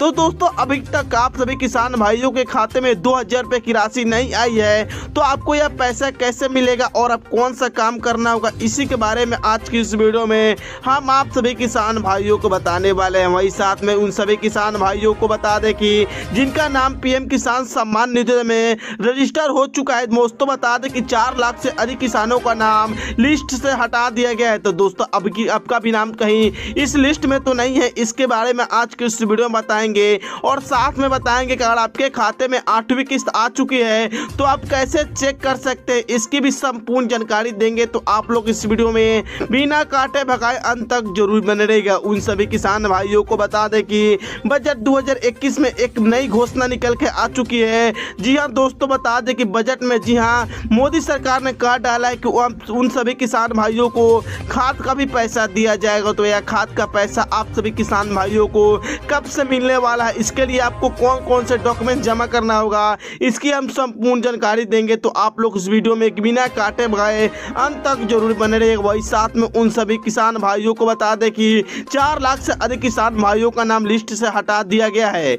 जी हाँ दोस्तों, बता दें कि मोदी सरकार ने एक बड़ी पहल चालू की है, जिसके अंतर्गत आपको बता दें कि साल में 3 बार आप सभी किसान भाइयों को 2-2 हजार रुपए की राशि आपके खाते में देती है, यानी 6,000 रुपए सालाना आप सभी किसान भाइयों को मिलता है। तो दोस्तों बता दें कि मोदी सरकार ने कहा डाला है कि जी हाँ दोस्तों, आप सभी किसान भाइयों के खाते में भेजे जाएंगे 8वीं किस्त 2,000 रुपए की राशि और साथ में खाद का भी पैसा दिया जाएगा उन सभी किसान भाइयों को लिए। तो दोस्तों आपको यह पैसा कब से मिलेगा, इसकी हम संपूर्ण जानकारी देने वाले हैं। तो आप सभी किसान भाइयों, आप हमें नीचे कमेंट करके बताएंगे कि अभी तक आप लोगों को 8वीं किस्त का पैसा मिला है कि नहीं मिला है, और साथ में जो मोदी सरकार ने 7वीं किस्त यानी 7 किस्त का पैसा उन सभी किसान भाइयों के खाते में भेज दिए। तो आप सभी किसान भाइयों को कौन सा किस्त का पैसा नहीं मिला है, आप हमें नीचे जरूर कमेंट कर दीजिएगा। वही बता दें कि मोदी सरकार की तरफ से एक बड़ी घोषणा निकल के आ चुकी है, तो इसके ही बारे में आज की इस वीडियो में हम आपको सभी किसान भाइयों को बताने वाले हैं। उससे पहले आप सभी किसान भाइयों, आप हमें नीचे कमेंट करके बताएं कि आप किस गांव या राज्य से इस वीडियो को देख रहे हैं और अभी तक आप सभी को पैसा मिला है कि नहीं, कमेंट जरूर कर दीजिएगा। उससे पहले अभी तक आप सभी किसान भाई इस वीडियो को लाइक नहीं किया है तो वीडियो को जरूर लाइक कर दीजिएगा। चैनल को सब्सक्राइब नहीं किया है तो लाल बटन में चैनल को आप जरूर सब्सक्राइब करके बगल में एक बेल वाला घंटा होगा उसे दबाकर आप लोग ऑन जरूर कर लीजिएगा, ताकि सरकार की तरफ से पीएम किसान सम्मान निधि योजना की तरफ से जो भी खबर जुड़ी निकल कर आती है, सरकारी न्यूज निकल कर आता है, आपको हम संपूर्ण जानकारी देते हैं। वही दोस्तों बता दें कि जी हाँ दोस्तों, बता दें कि 1 अप्रैल से 31 अप्रैल तक मोदी सरकार आप सभी किसान भाइयों को इस साल की पहली किस्त यानी 8वीं किस्त देने वाली है। और साथ में दोस्तों बता दें कि 1 अगस्त से लेकर 30 नवंबर तक मोदी सरकार दूसरी किस्त देती है, और साथ में बता दें कि 1 दिसंबर से लेकर 31 मार्च के बीच यानी तीसरी किस्त आप सभी किसान भाइयों को इस साल की मिलने वाली है। तो दोस्तों अगर आप भी लेना चाहते हैं और अभी तक आप लोगों ने पीएम किसान सम्मान निधि योजना अप्लाई नहीं किया है, और आप अगर अपना लिस्ट में नाम चेक करना चाहते हैं कि आपका लिस्ट में नाम कटा है कि नहीं कटा है और अभी तक आप सभी को पैसा आया है कि नहीं, तो दोस्तों बता दें कि पीएम किसान सम्मान निधि योजना के आप वेबसाइट पर जाकर जी हाँ pmkisan.gov.in पर जाकर चेक कर सकते हैं कि आपके खाते में जी हाँ पैसे आए हैं कि नहीं आए हैं। तो दोस्तों वेबसाइट पर जाकर फार्मर जी हाँ कॉर्नर पर आप जाकर चेक कर सकते हैं। दोस्तों बता दें कि जी हाँ दोस्तों बता दें, अगर आपकी जमीन जी हाँ और आपका भी लिस्ट में नाम जुड़वाना चाहते हैं, मोदी सरकार की तरफ से पैसा लेना चाहते हैं, तो आप सभी किसान भाइयों बता दें कि मेरे यूट्यूब चैनल के माध्यम से 25,000 से अधिक लोग इस योजना का लाभ ले चुके हैं। तो दोस्तों अगर आप भी लेना चाहते हैं मोदी सरकार की तरफ से, तो दोस्तों अगर आपके मोबाइल में व्हाट्सएप या फेसबुक हुआ तो आप लोग इस वीडियो को शेयर कर दीजिएगा 10 लोग के पास। जैसे ही 10 लोग के पास शेयर करते मेरे कंप्यूटर सिम का जैसे आपका शुभ नाम अंकित हो जाएगा। जी हाँ नमस्कार दोस्तों, स्वागत है आपका दिन भर की बड़ी खबरों में। जी हाँ दोस्तों, बड़ी खबर है पंजाब से। पंजाब में गहराया सियासी संकट, कांग्रेस पार्टी के नेताओं के खिलाफ एक्शन से गिरे मुख्यमंत्री कैप्टन अमरिंदर सिंह। मुख्यमंत्री के खिलाफ हुई बगावत है। तो वहीं पर अगली बड़ी खबर में हम आपको बताएंगे कि कोरोना महामारी के बीच एक्शन में मोदी सरकार, ऑक्सीजन सिलेंडर की कालाबाजारी करने वालों के ऊपर एक्शन है। दिल्ली, उत्तर प्रदेश और हरियाणा समेत कई जगह ताबड़तोड़ गिरफ्तारियां। तो वहीं पर अगली बड़ी खबर में हम आपको बताएंगे कि टोल किट मामला भारतीय जनता पार्टी को पड़ा भारी। टोल किट केस में संबित पात्रा व भारतीय जनता पार्टी के उपाध्यक्ष रमन सिंह के खिलाफ छत्तीसगढ़ में दर्ज हुआ मुकदमा। एनएसयूआई ने की थी शिकायत। तो वहीं पर अगली बड़ी खबर में हम आपको बताएंगे कि कांग्रेस पार्टी के नेताओं ने टोल किट मामले में लताड़ा स्मृति ईरानी को। कांग्रेस पार्टी के नेता ने स्मृति ईरानी को बताया स्टूपिड आंटी। स्मृति ईरानी ने राहुल गांधी से कहा कि इन्हें कुछ सिखाओ ताकि कांग्रेस पार्टी प्रगति कर पाए। तो वहीं पर अगली बड़ी खबर में हम आपको बताएंगे बताएंगे कि बिहार सरकार की कोरोना प्रबंधन की खुली पहल है। कोरोना संकट नहीं मिली ऑक्सीजन, उत्तर दरभंगा के अस्पताल में तड़प तड़प कर महिला ने तोड़ा दम। वीडियो सोशल मीडिया के ऊपर हुआ वायरल। बिहार की भाजपा गठबंधन सरकार की खुली पहल है। तो वहीं पर अगली बड़ी खबर में हम आपको बताएंगे कि भारतीय जनता पार्टी के राज्यसभा सांसद व बिहार के पूर्व उप मुख्यमंत्री सुशील मोदी ने याद दिलाई लालू यादव की बेटी मीसा भारती को MBBS की डिग्री। तो भड़क गई लालू की बेटी, सुशील मोदी को बताया लूचा व नीच इंसान। जी हां दोस्तों, एक एक करके आपको सभी खबरें विस्तार से बताएंगे। उससे पहले दोस्तों, अगर आप भी चाहते हैं कि देश भर के अंदर EVM मशीन के ऊपर प्रतिबंध लगे और देश भर के अंदर पंचायत चुनाव से लेकर विधानसभा चुनाव और लोकसभा चुनाव बैलेट पेपर से हो, तो आप इस वीडियो को लाइक करें और कमेंट बॉक्स में EVM बैन लिखकर अपना बहुमूल्य समर्थन जरूर दें, ताकि देश भर के अंदर EVM के ऊपर पूर्णतः प्रतिबंध लगाया जा सके। आज की पहली बड़ी खबर है पंजाब से। जी हां दोस्तों, पंजाब में गहराया सियासी संकट। कांग्रेस पार्टी के नेताओं के खिलाफ एक्शन से गिरे मुख्यमंत्री कैप्टन अमरिंदर सिंह। मुख्यमंत्री अमरिंदर सिंह के खिलाफ पंजाब में हुई बगावत है। जी हां दोस्तों, आपको बता दें कि पंजाब में कांग्रेस पार्टी के बीच जारी कलह लगातार बढ़ती जा रही है। चंडीगढ़ में पंजाब के कैबिनेट मंत्री चरणजीत सिंह चन्नी के आवास पर 5 मंत्रियों व 7 विधायकों और एक राज्यसभा सांसद प्रताप सिंह बाजवा ने एक सीक्रेट मीटिंग की है। इस दौरान पूरी स्थिति को लेकर चर्चा की गई है कि पंजाब में मुख्यमंत्री कैप्टन अमरिंदर सिंह को कैसे हटाया जाए। इस मीटिंग को गुप्त रखने की कोशिश की गई, लेकिन मीडिया को जानकारी मिल गई कि पंजाब कांग्रेस पार्टी के नेताओं के नाराजगी के चलते एक गुप्त मीटिंग चल रही है और जिसके अंदर यह डिस्कस किया जा रहा है कि पंजाब के मुख्यमंत्री को कैसे हटाया जाए। आपको बता दें दोस्तों कि चरणजीत सिंह चन्नी वही मंत्री है जिसके ऊपर 2 साल पहले एक IAS अफसर ने मीटू के आरोप लगाए थे और किसी तरह से चन्नी अपनी कुर्सी बचा सके थे, परंतु हाल ही के अंदर पंजाब महिला आयोग ने इस पूरे मामले को फिर से खोलने की तैयारी कर ली है।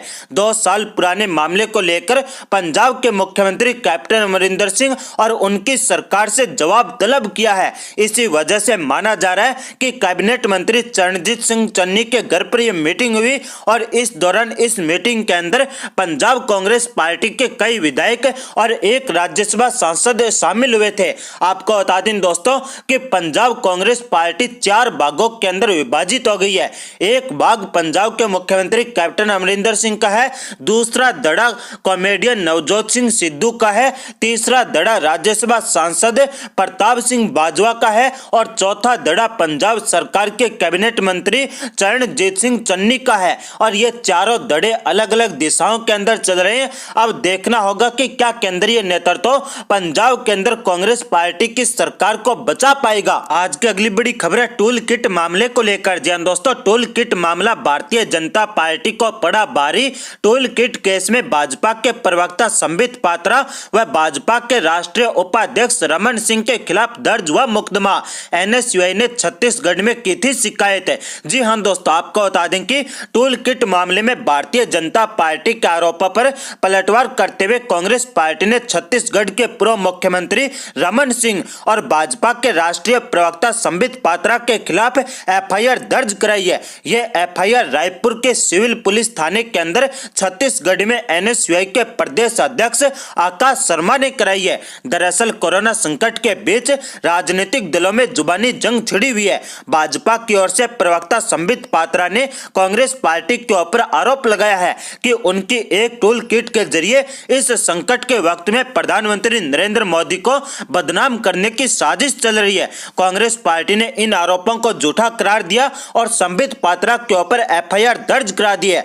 छत्तीसगढ़ NSUI की तरफ से पूर्व मुख्यमंत्री रमन सिंह और बीजेपी प्रवक्ता संबित पात्रा के खिलाफ FIR दर्ज कराई गई है। आपको बता दें कि टूल किट मामले में NSUI के प्रदेश अध्यक्ष आकाश शर्मा ने छत्तीसगढ़ की राजधानी रायपुर के सिविल थाने के अंदर शिकायत दर्ज कराई है, जिसके बाद पुलिस ने शिकायत के आधार पर अब FIR दर्ज कर लिए और छत्तीसगढ़ पुलिस जल्दी ही दिल्ली के लिए रवाना होगी, जहां से संबित पात्रा को गिरफ्तार करके छत्तीसगढ़ लाया जाएगा। आपको बता दें दोस्तों कि FIR के अंदर IT रिसर्च सेल के लेटर लेटर हेड को जाली बताने और उसके ऊपर झूठी और मनगढ़ंत सामग्री इंटरनेट मीडिया के ऊपर साझा करने का आरोप लगाया है। साथ ही भाजपा के ऊपर आरोप लगा है कि भाजपा इस महामारी के दौरान दूसरे राजनीतिक दलों को बदनाम कर रही है और अपने कर्तव्यों का पालन न करते हुए मोदी सरकार लगातार झूठे तथ्यों के आधार पर अपनी नाकामियों को छिपाने की कोशिश कर रही है। आज की अगली बड़ी खबर है मोदी सरकार को लेकर। जी हां दोस्तों, कोरोना महामारी के बीच एक्शन में मोदी सरकार।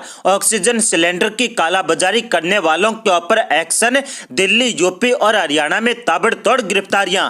जी हां दोस्तों, आपको बता दें कि कोरोना संकट के बीच कुछ लोग ऑक्सीजन सिलेंडर व दवाओं की कालाबाजारी करने से बाज नहीं आ रहे हैं। ऐसे में कल यानी बुधवार को पुलिस ने दिल्ली, हरियाणा और यूपी से इनकी कालाबाजारी में लिप्त कई लोगों को धर दबोचा। दिल्ली क्राइम ब्रांच ने जहां ऑक्सीजन सिलेंडर के नाम पर धोखाधड़ी करने वाले 4 लोगों को गिरफ्तार किया, तो वहीं पर हरियाणा पुलिस ने ऑक्सीजन व दवाओं की कालाबाजारी में शामिल 76 लोगों को गिरफ्तार किया है। यूपी में एसटीएफ ने 2 भाइयों को पकड़ा है। आपको बता दें दोस्तों कि दिल्ली क्राइम ब्रांच ने ऑक्सीजन सिलेंडर उपलब्ध कराने के नाम पर लोगों से ठगी करने वाले गिरोह का बुधवार को भंडाफोड़ किया। बिहार शरीफ और नालंदा के 4 लोगों को गिरफ्तार किया गया है। कोरोना महामारी के बीच ये लोग ऑक्सीजन सप्लाई देने के नाम पर पैसे इकट्ठा करके धोखाधड़ी करते थे। इनके पास से बैंक अकाउंट, एटीएम कार्ड और नकदी बरामद की गई है। अकाउंट से करीब 1 करोड़ का लेन देन हुआ है। हालांकि अब पुलिस ने उसे सीज कर दिया है और इन लोगों की सभी संपत्ति को जब्त किया जाएगा। ऑक्सीजन सिलेंडर के नाम पर ठगी करने वाले लोग छोटे चौधरी गैंग गिरोह के लोग हैं। आपको बता दें दोस्तों कि बिहार के नालंदा से इस गैंग के 4 सदस्य गिरफ्तार किए गए हैं। दिल्ली के कई व्यक्तियों सहित पूरे भारत के अंदर कई लोगों को इन्होंने ऑक्सीजन सिलेंडर उपलब्ध कराने के बहाने ठगी की है। इनके पास से 21 मोबाइल फोन, 22 सिम कार्ड जब्त किए गए। Laptop, Aadhaar card, voter ID card, bank account का भी पता चला है और पुलिस ने इनके बैंक अकाउंट को सीज कर लिया है और इनके ऊपर हत्या का मुकदमा दर्ज किया गया। आपको बता दें दोस्तों कि साथ ही पुलिस ने तैयारी कर ली है कि इनके ऊपर राष्ट्रद्रोह और एनएसए का भी मुकदमा दर्ज किया जाएगा। आज की अगली बड़ी खबर है बिहार से। जी दोस्तों, भाजपा के पूर्व उप मुख्यमंत्री व राज्यसभा सांसद सुशील मोदी ने याद दिलाई लालू यादव की बेटी मीसा भारती को एमबीबीएस की डिग्री, तो भड़क गई लालू यादव की बेटी। सुशील मोदी को बताया लुच्चा व नीच इंसान। जी हां दोस्तों, आपको बता दें कि बिहार में आरजेडी नेता तेजस्वी यादव के अपने सरकारी आवास में कोरोना केयर सेंटर खोले जाने के मामले ने तूल पकड़ लिया है। विरोधी इसे तेजस्वी की राजनीतिक नौटंकी बता रहे हैं, तो आरजेडी इसके जरिए सरकारी व्यवस्था के ऊपर निशाना साध रही है। इन सबके बीच लगातार लालू परिवार के ऊपर हमलावर रहने वाले बिहार के पूर्व उप मुख्यमंत्री सुशील मोदी और लालू यादव की बेटी रोहिणी आचार्य आमने सामने आ गए हैं। दरअसल सुशील मोदी ने तेजस्वी यादव की बहनों के ऊपर तंज कसा और पूछा कि उनकी 2 बहनें एमबीबीएस है, फिर कोरोना संक्रमण के दौरान उनकी सेवाएं क्यों नहीं ली गई। सुशील मोदी ने ट्वीट करते हुए लिखा कि तेजस्वी प्रसाद यादव को सरकारी आवास के बजाय अवैध तरीके से पटना में अर्जित दर्जनों मकानों में से किसी को कोरोना अस्पताल बनाना चाहिए था, जहां गरीबों का मुफ्त में इलाज होता। कांति देवी ने मंत्री बनने के बदले जो 2 मंजिला भवन तेजस्वी यादव को गिफ्ट किया था, उसमें या राबड़ी देवी के पास जो 10 फ्लैट बचे हैं उनके अंदर अस्पताल क्यों नहीं बनाया गया। आपको बता दें दोस्तों कि इतने नहीं, सुशील मोदी ने तेजस्वी यादव की बहनों के ऊपर भी तंज कसा और मोदी ने लिखा कि तेजस्वी यादव के परिवार में 2 बहनें एमबीबीएस डॉक्टर है और कोरोना संक्रमण के दौर में वे सेवाएं क्यों नहीं ली गई। यदि राजद नेतृत्व में गरीबों की सेवा करने के लिए तत्परता और गंभीरता होती तो अस्पताल शुरू करने से पहले सरकार से अनुमति ली जाती और उसके मानकों का पालन किया जाता। आपको बता दें दोस्तों कि इसके जवाब में सुशील मोदी के ट्वीट में आग बबूला हुई तेजस्वी यादव की बहन रोहिणी आचार्य ने सुशील मोदी को लुच्चा बताते हुए उनकी बहनों के ऊपर कटाक्ष किया। रोहिणी आचार्य ने सुशील मोदी को मुंह तोड़ने की धमकी देते हुए लिखा कि ई हाफ पैंट मोदी अपनी सर्जन चोरनी या कान कटनी, चावल लूटनी बहन के जैसा समझा है तेजस्वी की बहनों को। लुच्चा कहीं का अब हमारे नाम पे राजनीति चमकाना अपना मुंह तुड़वाएगा। जय हिंद दोस्तों, आप देख रहे हैं ताजा न्यूज। बात करते हैं अब तक की बड़ी खबरों की। 57 इस्लामिक देशों वाले ओआईसी की आपात बैठक, ईरान के कहने पर एकजुट हुए मुस्लिम देश, इजरायल को दी गई चेतावनी। जी हां, फिलिस्तीन के खिलाफ इजरायल के आक्रामक तेवर के बाद मुस्लिम देशों के संगठन ने इमरजेंसी बैठक बुलाई। 57 मुस्लिम देशों के विदेश मंत्री इस बैठक में शामिल हुए। बैठक में यरूशलेम में अल अक्सा मस्जिद में हुई हिंसा और फिलिस्तीन में इजरायली आक्रामकता को लेकर चर्चा हुई। इजरायल की घेराबंदी का प्लान। सऊदी अरब और तुर्की जैसे देशों के बयान बेहद तलख रहे हैं। सऊदी अरब ने दुनिया के देशों से अपील की है कि वो जल्द इजरायल की कार्रवाई पर रोक लगाएं। वहीं तुर्की ने बैठक में इजरायल का समर्थन करने वालों पर जमकर निशाना साधा। तुर्की के राष्ट्रपति ने पहले भी रूस के राष्ट्रपति पुतिन से इजरायल के खिलाफ कार्रवाई की मांग की थी। साफ तौर पर इस बैठक में इजरायल को घेरने का प्लान बनाया गया। इजरायल पर दबाव डालने की कोशिश हुई। दरअसल 57 मुस्लिम देशों के संगठन ऑर्गेनाइजेशन ऑफ इस्लामिक कॉर्पोरेशन यानी OIC इजरायल को घेरने के लिए उतावला हो रहा है। इजरायल के खिलाफ मुस्लिम देशों ने अंतर्राष्ट्रीय समर्थन जुटाने की कोशिश भी तेज कर दी है। इसके लिए तुर्की और सऊदी अरब जैसे मुल्कों ने तमाम मुस्लिम देशों से एकजुटता की अपील भी की। इस बैठक में पाकिस्तान, अफगानिस्तान, बांग्लादेश, सऊदी अरब, मिस्र, इंडोनेशिया, ईरान, इराक, तुर्की, मलेशिया और UAE जैसे देश शामिल रहे। लेकिन बड़ा सवाल यह है कि इन बैठकों से इजरायल हमास में जारी जंग पर कोई असर पड़ेगा। इजरायल के इतिहास को देखते हुए ये साफ समझा जा सकता है कि जो देश अकेले दम पर पूरे अरब देशों से लड़ने का मादा रखता हो, उन्हें हराने की ताकत रखता हो, उसके सामने हमास जैसे आतंकी संगठन कितनी देर टिक सकते हैं। इजरायल की मुश्किल यह है कि हमास रिहायशी इलाकों में ऑपरेट करता है और वो आम लोगों की आड़ में छुपकर हमले करता है। आमने सामने की लड़ाई की हिम्मत नहीं है, इसीलिए वो गुरिल्ला वॉरफेयर के जरिए इजरायल को परेशान कर रहा है। इजरायल नहीं चाहता कि इस युद्ध में फिलिस्तीन के आम नागरिकों को ज्यादा नुकसान पहुंचे, इसीलिए रिहायशी इलाकों के बीच भी वो टारगेटेड अटैक कर रहा है। सिर्फ उन ठिकानों को बर्बाद कर रहा है जिसके बारे में उसे पुख्ता जानकारी है कि उसमें हमास का ठिकाना है। आपको बता दें कि इस समय दुनिया दो हिस्सों में बढ़ती हुई दिखाई दे रही है। एक तरफ वो मुल्क हैं जो इजरायल के साथ खड़े हैं, तो दूसरी तरफ वो देश हैं जो कहने को तो इजरायल के खिलाफ हैं और फिलिस्तीन का समर्थन कर रहे हैं, लेकिन उनका मकसद कुछ और है। ऐसे ही दो मुल्क हैं चीन और अमेरिका, जो दरअसल इजरायल के बहाने एक दूसरे के खिलाफ घेराबंदी का प्लान तैयार कर रहे हैं। इजरायल और फिलिस्तीनियों के टकराव पर चीन और अमेरिका में लड़ाई शुरू हो गई है। ताजा रिपोर्ट की माने तो चीन ने अमेरिका पर मुसलमानों की पीड़ा को नजरअंदाज करने का आरोप लगाया है। चीन के विदेश मंत्रालय की प्रवक्ता ने बोला है कि अमेरिका ने संयुक्त राष्ट्र सुरक्षा परिषद में इजरायल और फिलिस्तीन के युद्ध पर होने वाली चर्चा में अड़चन पैदा की, जबकि वो खुद को मुस्लिमों का शुभ चिंतक होने का दावा करता रहता है। अमेरिका संयुक्त राष्ट्र में इजरायल के लिए कूटनीतिक ढाल बनकर सामने आ गया है और अमेरिका ने इजरायल द्वारा फिलिस्तीन पर हवाई हमलों को सही बताया है और जो बैठक 14 मई शुक्रवार को होनी थी उसे अमेरिका ने जानबूझकर टाल दिया है। जाहिर है कि जंग भले ही इजरायल और फिलिस्तीन के बीच छिड़ी हो, लेकिन इस जंग के बहाने एक बार फिर शीत युद्ध चीन और अमेरिका के बीच छिड़ चुका है। जैसे कि इजरायल और हमास की लड़ाई में पूरी दुनिया दो हिस्सों में बंट गई है, इससे तीसरे विश्व युद्ध जैसे हालात बनते नजर आ रहे हैं। इजरायल ने साफ कर दिया है कि वो इस लड़ाई को अंजाम तक पहुंचाकर ही दम लेगा और फिलिस्तीन हमास को इस दुनिया से ही मिटा देगा, जिन्होंने इजरायल पर 3000 से भी ज्यादा रॉकेट मारे हैं। जिहादी आतंकी संगठन से किसी समझौते की गुंजाइश नहीं है। बीते करीब हफ्ते भर से इजरायल और हमास के बीच जंग चल रही है। हमास की इतनी ताकत नहीं है कि वो इस जंग को लंबे समय तक खींच सके।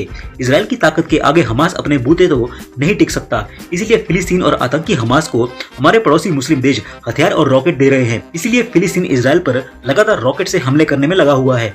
अगर आपको भी लगता है कि इजरायल सही कर रहा है और आप भी इजरायल का समर्थन करते हैं तो इस वीडियो को लाइक और शेयर जरूर करें, साथ ही कमेंट करके हमें अपनी राय जरूर दें।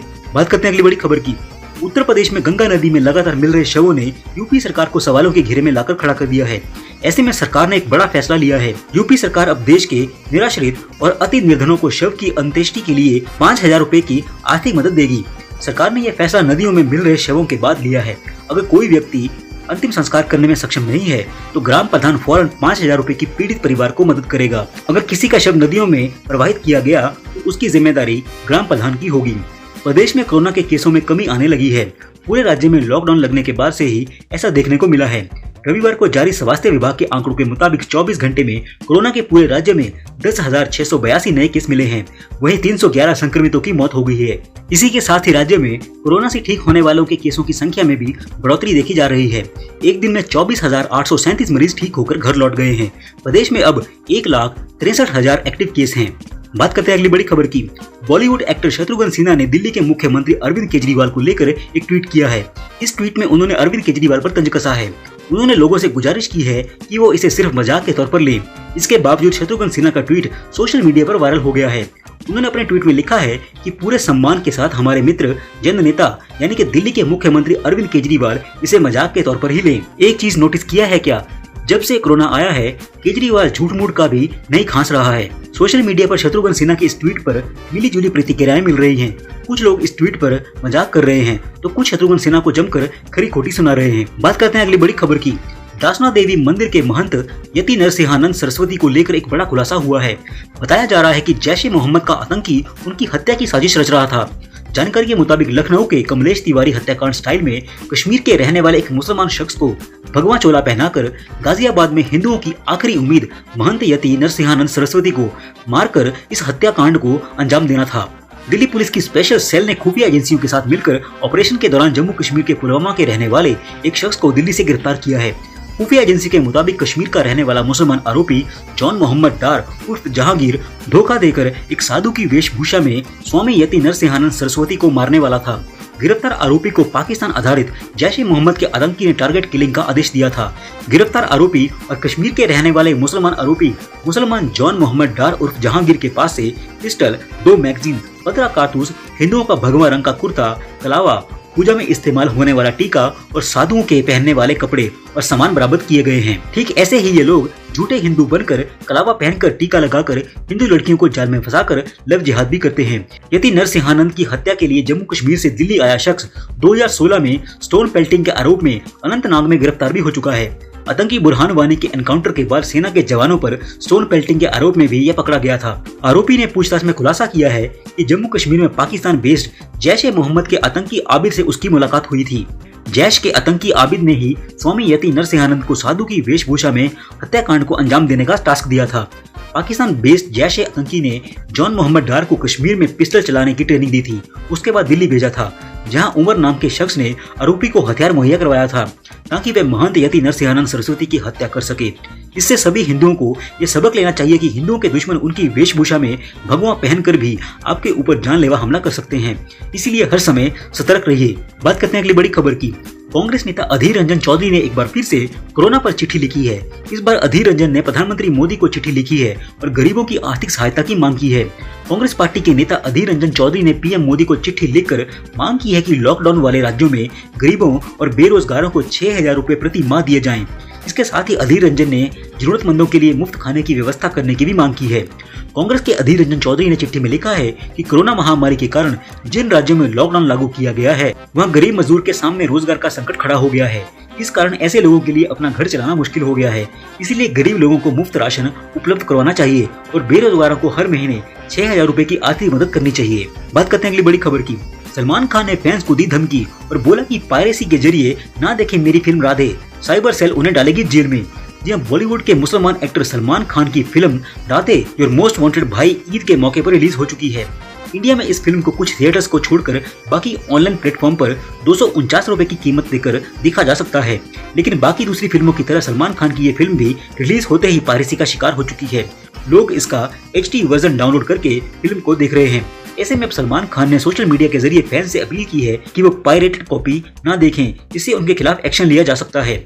सलमान खान ने ट्विटर पर ट्वीट करते लोगों को धमकाया है कि हमने आपको अपनी फिल्म एक किफायती दाम 250 रुपए में पर व्यू के हिसाब से देखने के लिए मौजूद करवाई है। इससे उलट पायरेटेड साइट से राधे को देखना एक गंभीर अपराध है। साइबर सेल इन सभी पायरेटेड साइट्स के खिलाफ एक्शन लेगा। कृपया आप लोग पायरेसी का भाग ना बने, वरना साइबर सेल राधे फिल्म को वेबसाइट पर देखने के लिए आपके खिलाफ भी एक्शन ले सकता है।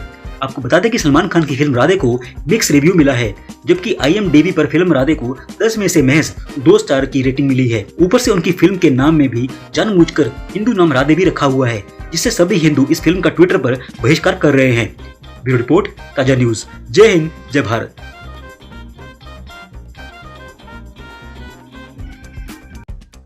जय हिंद दोस्तों, आप देख रहे हैं ताजा न्यूज। बात करेंगे इस वक्त की बड़ी खबर की। केजरीवाल के बयान से भारत को ऑक्सीजन की भारी मात्रा में मदद करने वाला सिंगापुर भारत से हुआ नाराज। जी हां, विदेश मंत्रालय ने दिल्ली के मुख्यमंत्री अरविंद केजरीवाल के सिंगापुर वेरिएंट के नाम पर डर फैलाने को लेकर जवाब देते हुए कहा है कि दिल्ली के मुख्यमंत्री भारत के लिए नहीं बोलते। मंगलवार 18 मई 2021 को केजरीवाल ने दावा किया था कि सिंगापुर में पाया जाने वाला कोरोना का नया वेरिएंट खतरनाक है, इसीलिए भारत सरकार को इसे भारत आने से रोकने के लिए सिंगापुर की सारी फ्लाइट बंद कर देनी चाहिए। इसके बाद विदेश मंत्रालय के आधिकारिक प्रवक्ता ने बताया कि सिंगापुर सरकार ने भारतीय उच्चायोग को केजरीवाल सरकार के बयान पर कड़ी आपत्ति जताने के लिए कॉल किया था। केजरीवाल के गलत बयान के कारण विदेश मंत्री एस जयशंकर को भी इस संबंध में ट्विटर पर स्पष्टीकरण देना पड़ा। भारतीय विदेश मंत्री ने एक ट्वीट में सिंगापुर और भारत के मजबूत रिश्तों को और कोविड दौर में ऑक्सीजन सप्लाई करने पर सराहा। साथ ही अगले ट्वीट में लिखा, हालांकि यह गैर जिम्मेदार रवैया है, वो भी उनका जिन्हें मालूम होना चाहिए कि इससे लंबे समय से चली आ रही साझेदारी खराब हो सकती है। इसीलिए मैं साफ कर देना चाहता हूँ कि दिल्ली के मुख्यमंत्री भारत के लिए नहीं बोलते। इससे पहले सिंगापुर के स्वास्थ्य मंत्रालय ने अरविंद केजरीवाल के दावों को खारिज किया था। वहीं सिंगापुर के विदेश मंत्री विवियन बालकृष्णन ने दिल्ली सीएम को तथ्यों के आधार पर बोलने की सलाह दी और उन्होंने आगे कहा था कि सिंगापुर वेरिएंट जैसा कुछ नहीं है। उन्होंने एस जयशंकर का बयान देखकर उन्हें धन्यवाद भी कहा। वहीं अरविंद केजरीवाल के बयान को लेकर सिंगापुर दूतावास के बाहर भी विरोध हो रहा है। भाजपा का कहना है कि ये केजरीवाल का पैटर्न हो गया है, वे पैनिक क्रिएट करते हैं, वो भी बिन वैज्ञानिक तथ्यों के, वे बोलते हैं और भाग लेते हैं। इस पूरे प्रकरण के बाद चारों तरफ से आलोचना झेल रहे दिल्ली के सीएम का पक्ष रखने के लिए आज दिल्ली के डिप्टी सीएम मनीष सिसोदिया ने प्रेस कॉन्फ्रेंस की। मनीष सिसोदिया ने कहा कि इस मामले में देखें तो आज भाजपा ने इस पर बहुत घटिया राजनीति की है। मोटे तौर पर देखें तो केजरीवाल ने सिंगापुर में जो स्ट्रेन है उस पर बोला और दूसरे बच्चों के बारे में बोला। आज भाजपा की और केंद्र सरकार की जिस तरह की प्रतिक्रिया आई है उससे साफ है कि केजरीवाल को तो बच्चों की चिंता है, लेकिन केंद्र और भाजपा को सिंगापुर की चिंता है। बच्चों की वैक्सीन नहीं लाएंगे, सिंगापुर की चिंता करेंगे। सिसोदिया ने कहा कि लंदन में भी एक स्ट्रेन आया था जिसके बारे में काफी लोगों ने अलर्ट किया था। वैज्ञानिकों ने और डॉक्टरों ने अलर्ट किया था कि लंदन के स्ट्रेन से पूरी दुनिया को अलर्ट रहने की जरूरत है। लंदन में आए उस स्ट्रेन को लेकर सरकार नहीं चेती।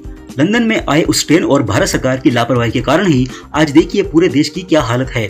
सिसोदिया ने आगे बोला कि आज पूरा देश उसका खामियाजा भुगत रहा है। वो अलर्ट ये समझाने के लिए था कि हम कुछ करें, लेकिन आज हजारों लोगों की जान चली गई और कोई परिवार ऐसा नहीं बचा जिसे घर में कोविड ना हुआ हो। सिसोदिया ने दावा किया कि आज फिर सारी दुनिया में देश के डॉक्टर वार्निंग दे रहे हैं कि बच्चों को खतरा है। सुप्रीम कोर्ट भी यह बात कह रहा है, लेकिन हम आज इस बात को नहीं समझ रहे। मुद्दा सिंगापुर का नहीं है, मुद्दा हमारे बच्चों का है।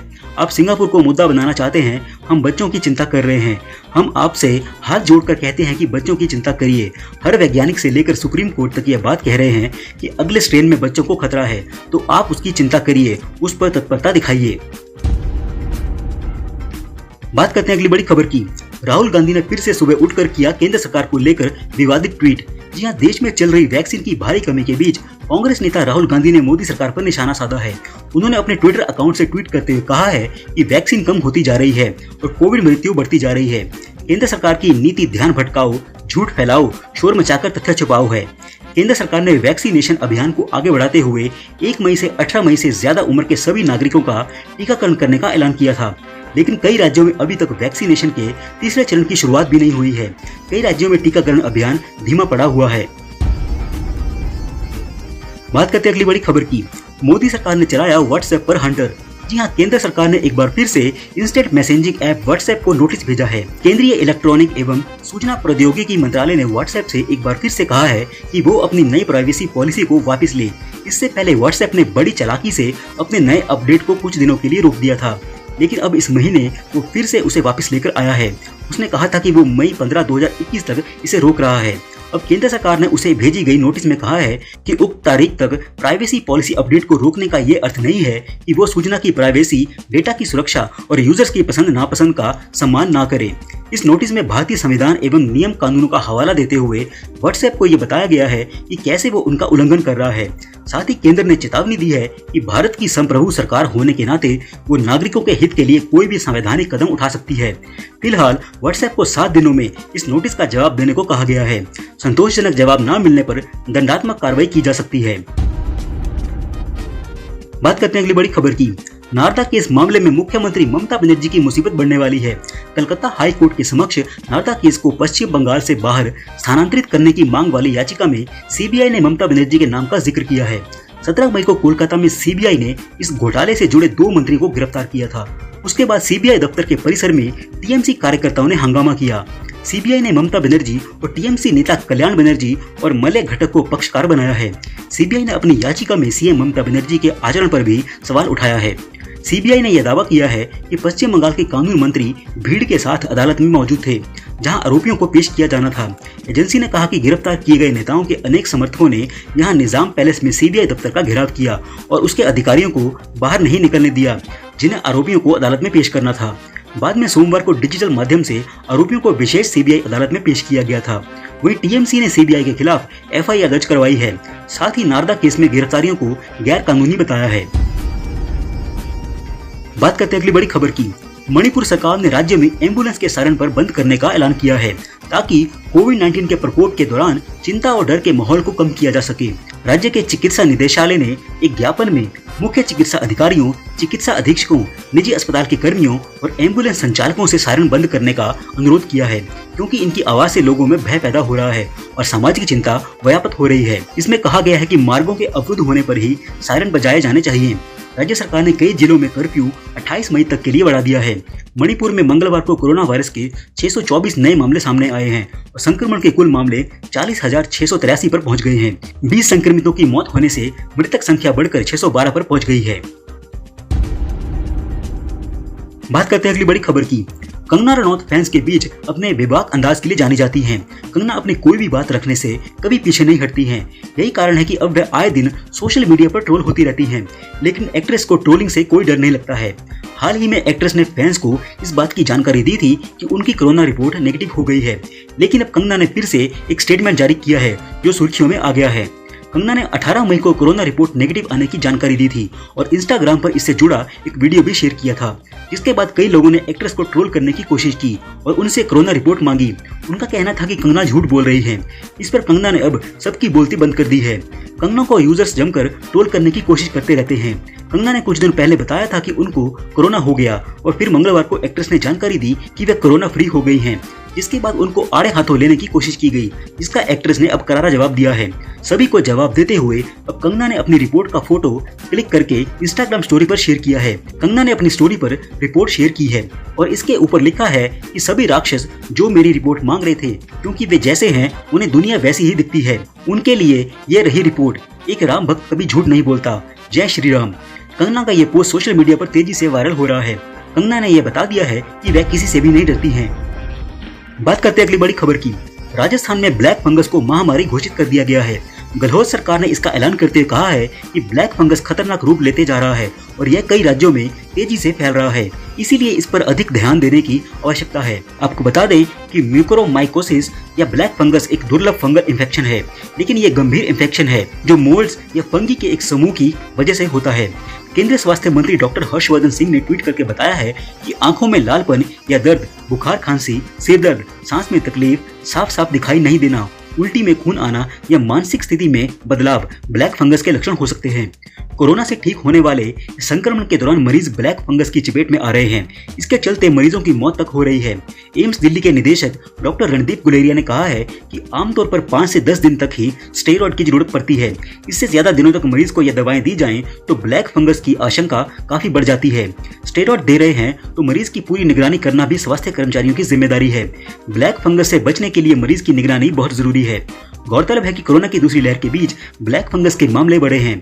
महाराष्ट्र, गुजरात, राजस्थान, मध्य प्रदेश, झारखंड, दिल्ली और कर्नाटक के अलावा अन्य कुछ राज्यों में भी मामले तेजी से बढ़ रहे हैं। वहीं हरियाणा सरकार ने ब्लैक फंगस को नोटिफाइड डिजीज यानी कि अधिसूचित रोग घोषित कर दिया है। ब्यूरो रिपोर्ट, ताजा न्यूज। जय हिंद, जय भारत।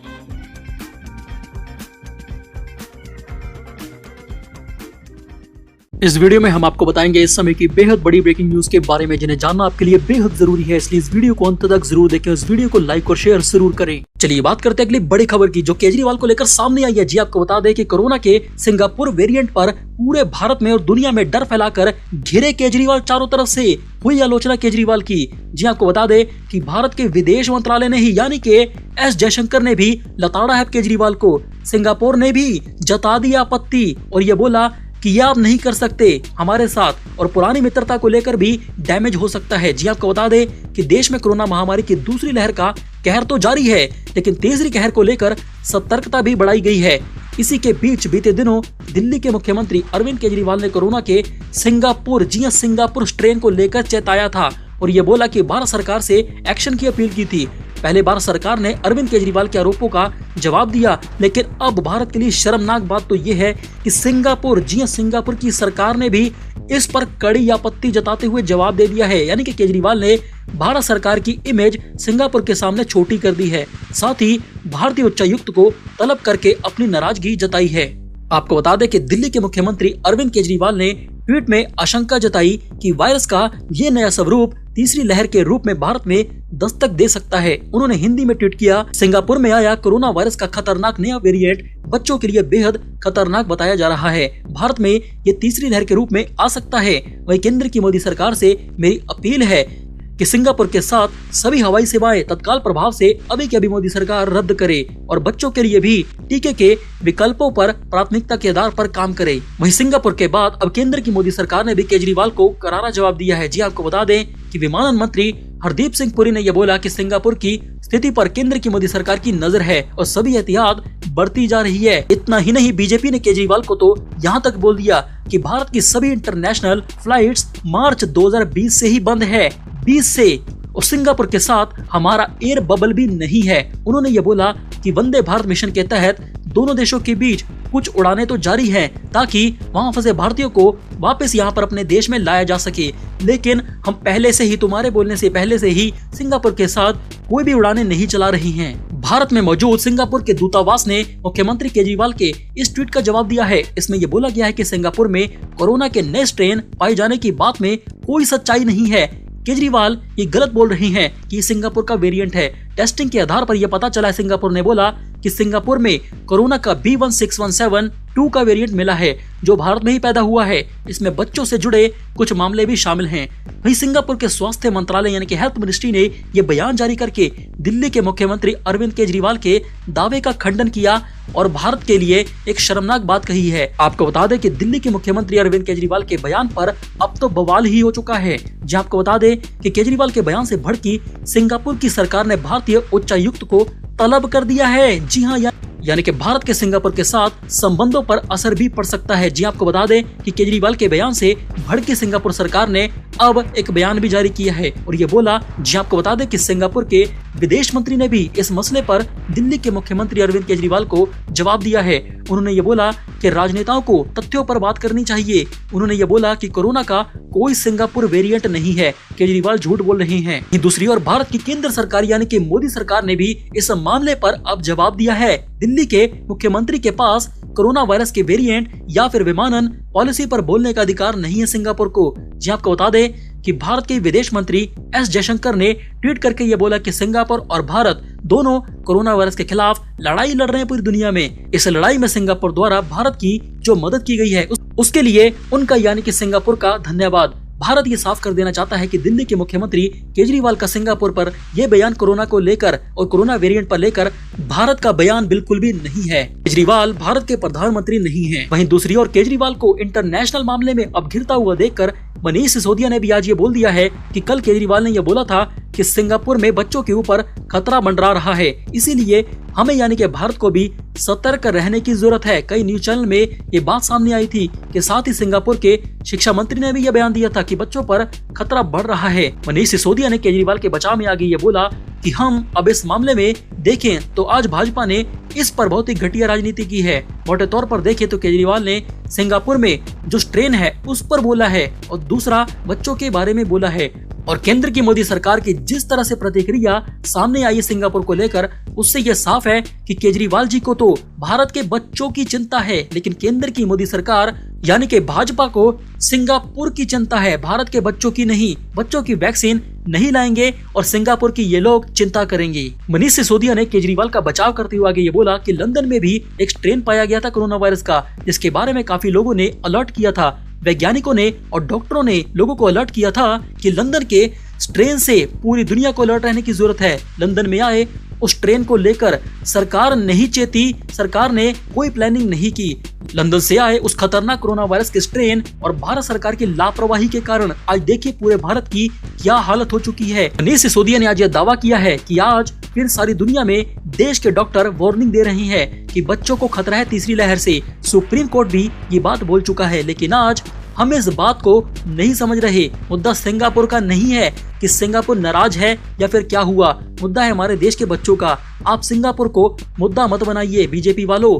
हम भारत के बच्चों की चिंता कर रही हैं। इसके बाद मनीष सिसोदिया ने आगे ये बोला कि आज आप यानी कि बीजेपी वाले किसी भी अभिभावक से यानी कि माता पिता से बात कर लीजिए, उनसे पूछिए कि उसे अपने बच्चों की चिंता है या फिर सिंगापुर में अपने इमेज की भारत की चिंता है, तो वह माता पिता बच्चों की बात करेंगे। लेकिन भारतीय जनता पार्टी को सिंगापुर की चिंता है, सिंगापुर की कि सिंगापुर को कैसा लगता है। सिसोदिया ने आगे ये बोला कि आप सिंगापुर में अपनी इमेज की चिंता करती रही है मोदी सरकार, लेकिन हमारी आम आदमी पार्टी और केजरीवाल की सरकार भारत के बच्चों की चिंता करेगी, जो कि कोरोना वायरस का सबसे बड़ा मुद्दा है कि कैसे अब तीसरी लहर भारत में बच्चों को अटैक करने वाली है। केजरीवाल के इस बयान पर हमें अपनी राय जरूर दे कि क्या केजरीवाल सही बोल रहे थे या फिर गलत। इस न्यूज बुलेटिन में फिलहाल इतना ही। इस वीडियो को लाइक और शेयर जरूर करें। Bureau report MGK news.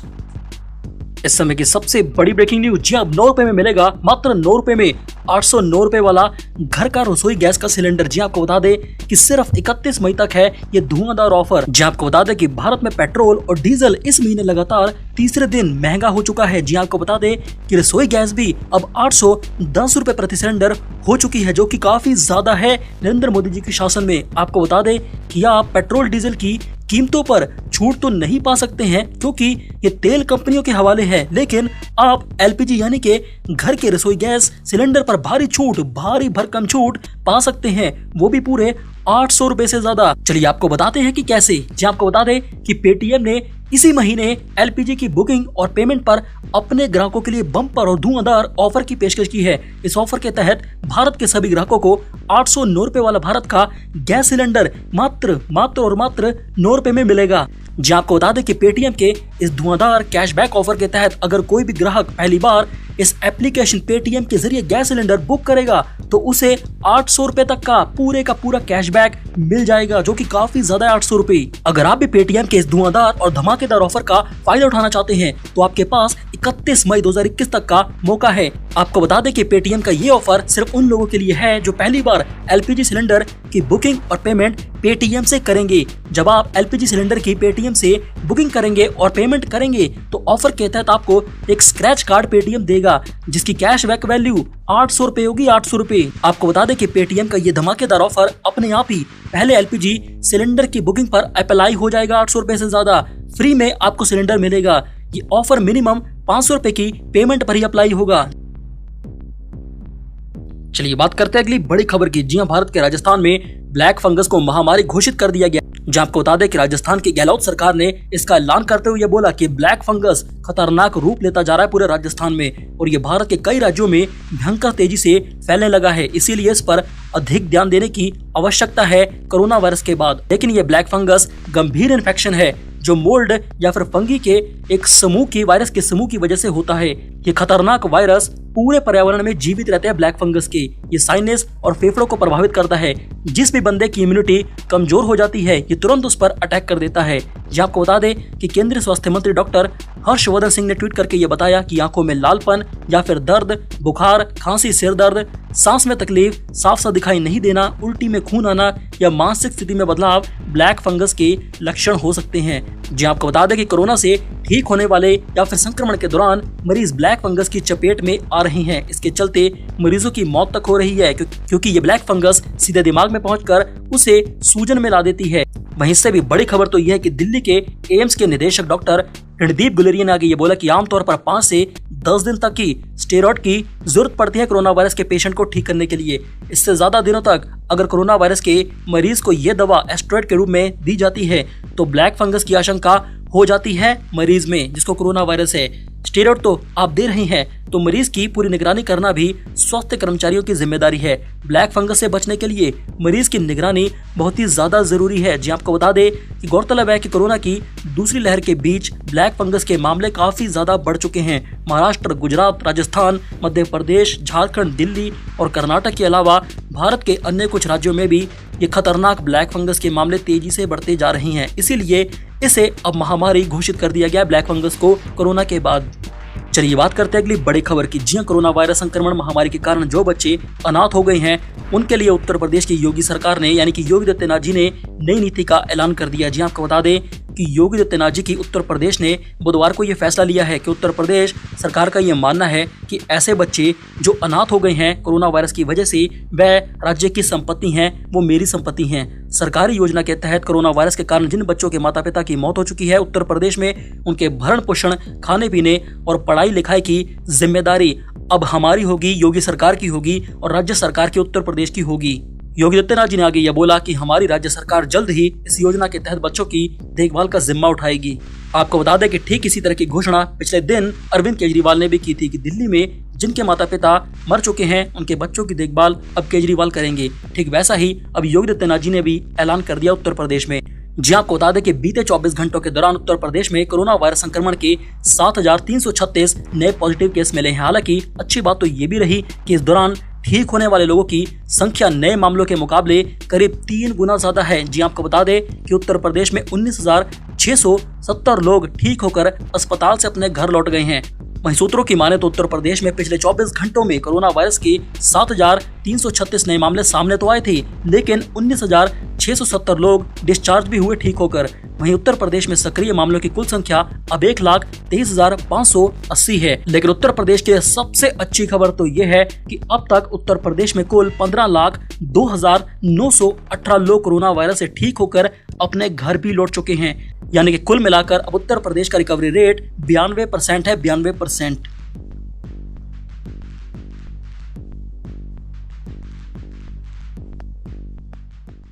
चलिए बात करते हैं अगली बड़ी खबर की जो केजरीवाल को लेकर सामने आई है। जी आपको बता दें कि कोरोना के सिंगापुर वेरिएंट पर पूरे भारत में और दुनिया में डर फैलाकर घिरे केजरीवाल चारों तरफ से हुई आलोचना केजरीवाल की। जी आपको बता दें कि भारत के विदेश मंत्रालय ने ही यानी कि एस जयशंकर ने भी लताड़ा है केजरीवाल को। सिंगापुर ने भी जता दी आपत्ति और ये बोला कि ये आप नहीं कर सकते हमारे साथ, और पुरानी मित्रता को लेकर भी डैमेज हो सकता है। जी आपको बता दें कि देश में कोरोना महामारी की दूसरी लहर का कहर तो जारी है, लेकिन तीसरी कहर को लेकर सतर्कता भी बढ़ाई गई है।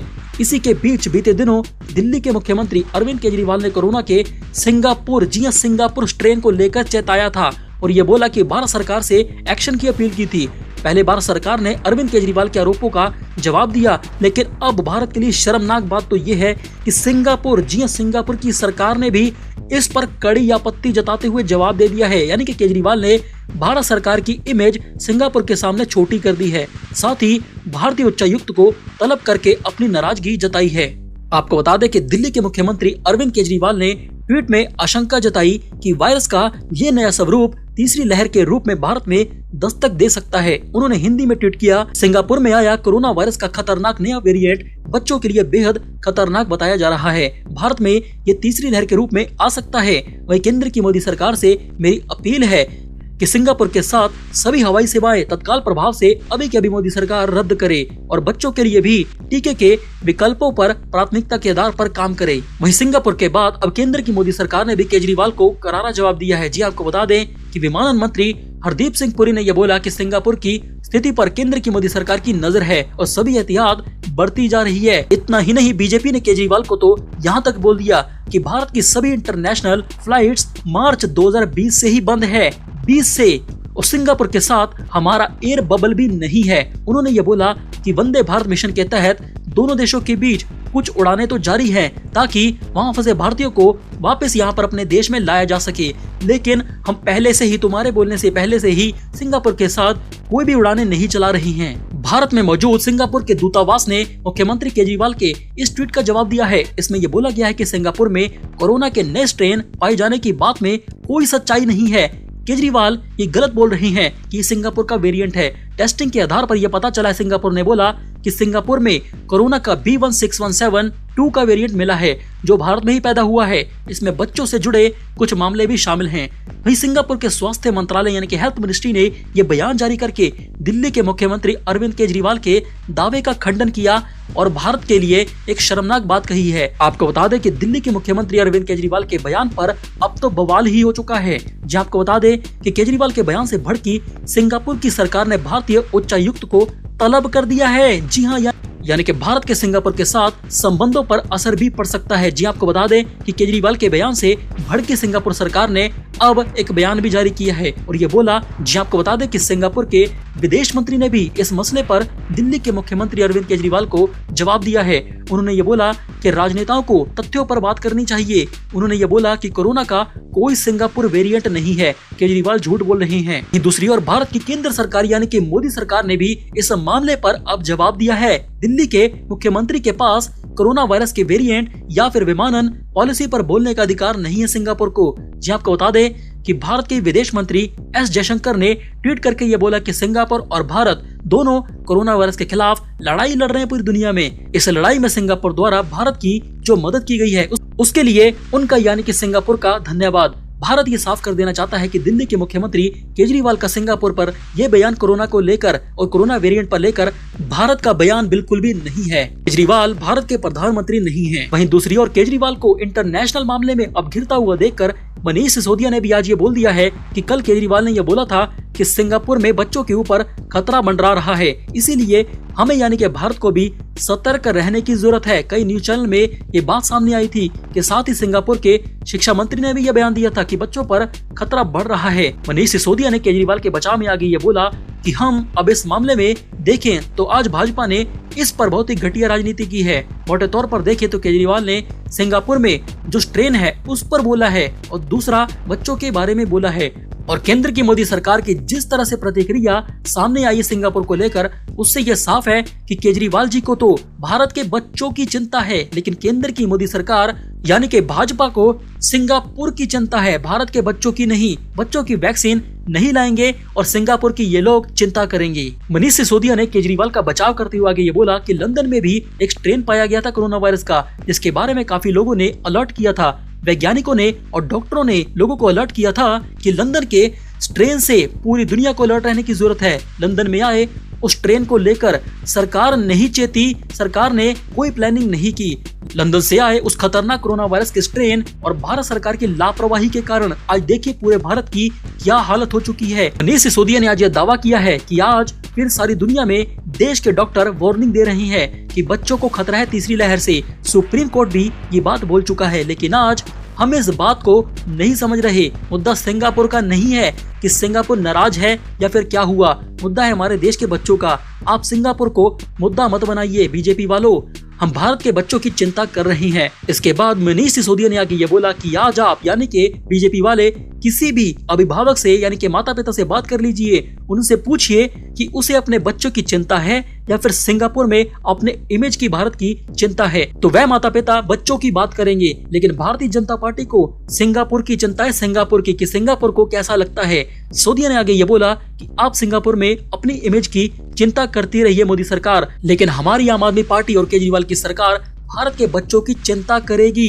जो कि कोरोना वायरस का सबसे बड़ा मुद्दा है कि कैसे अब तीसरी लहर भारत में बच्चों को अटैक करने वाली है। केजरीवाल के इस बयान पर हमें अपनी राय जरूर दी कि क्या केजरीवाल सही बोल रहे थे या फिर गलत।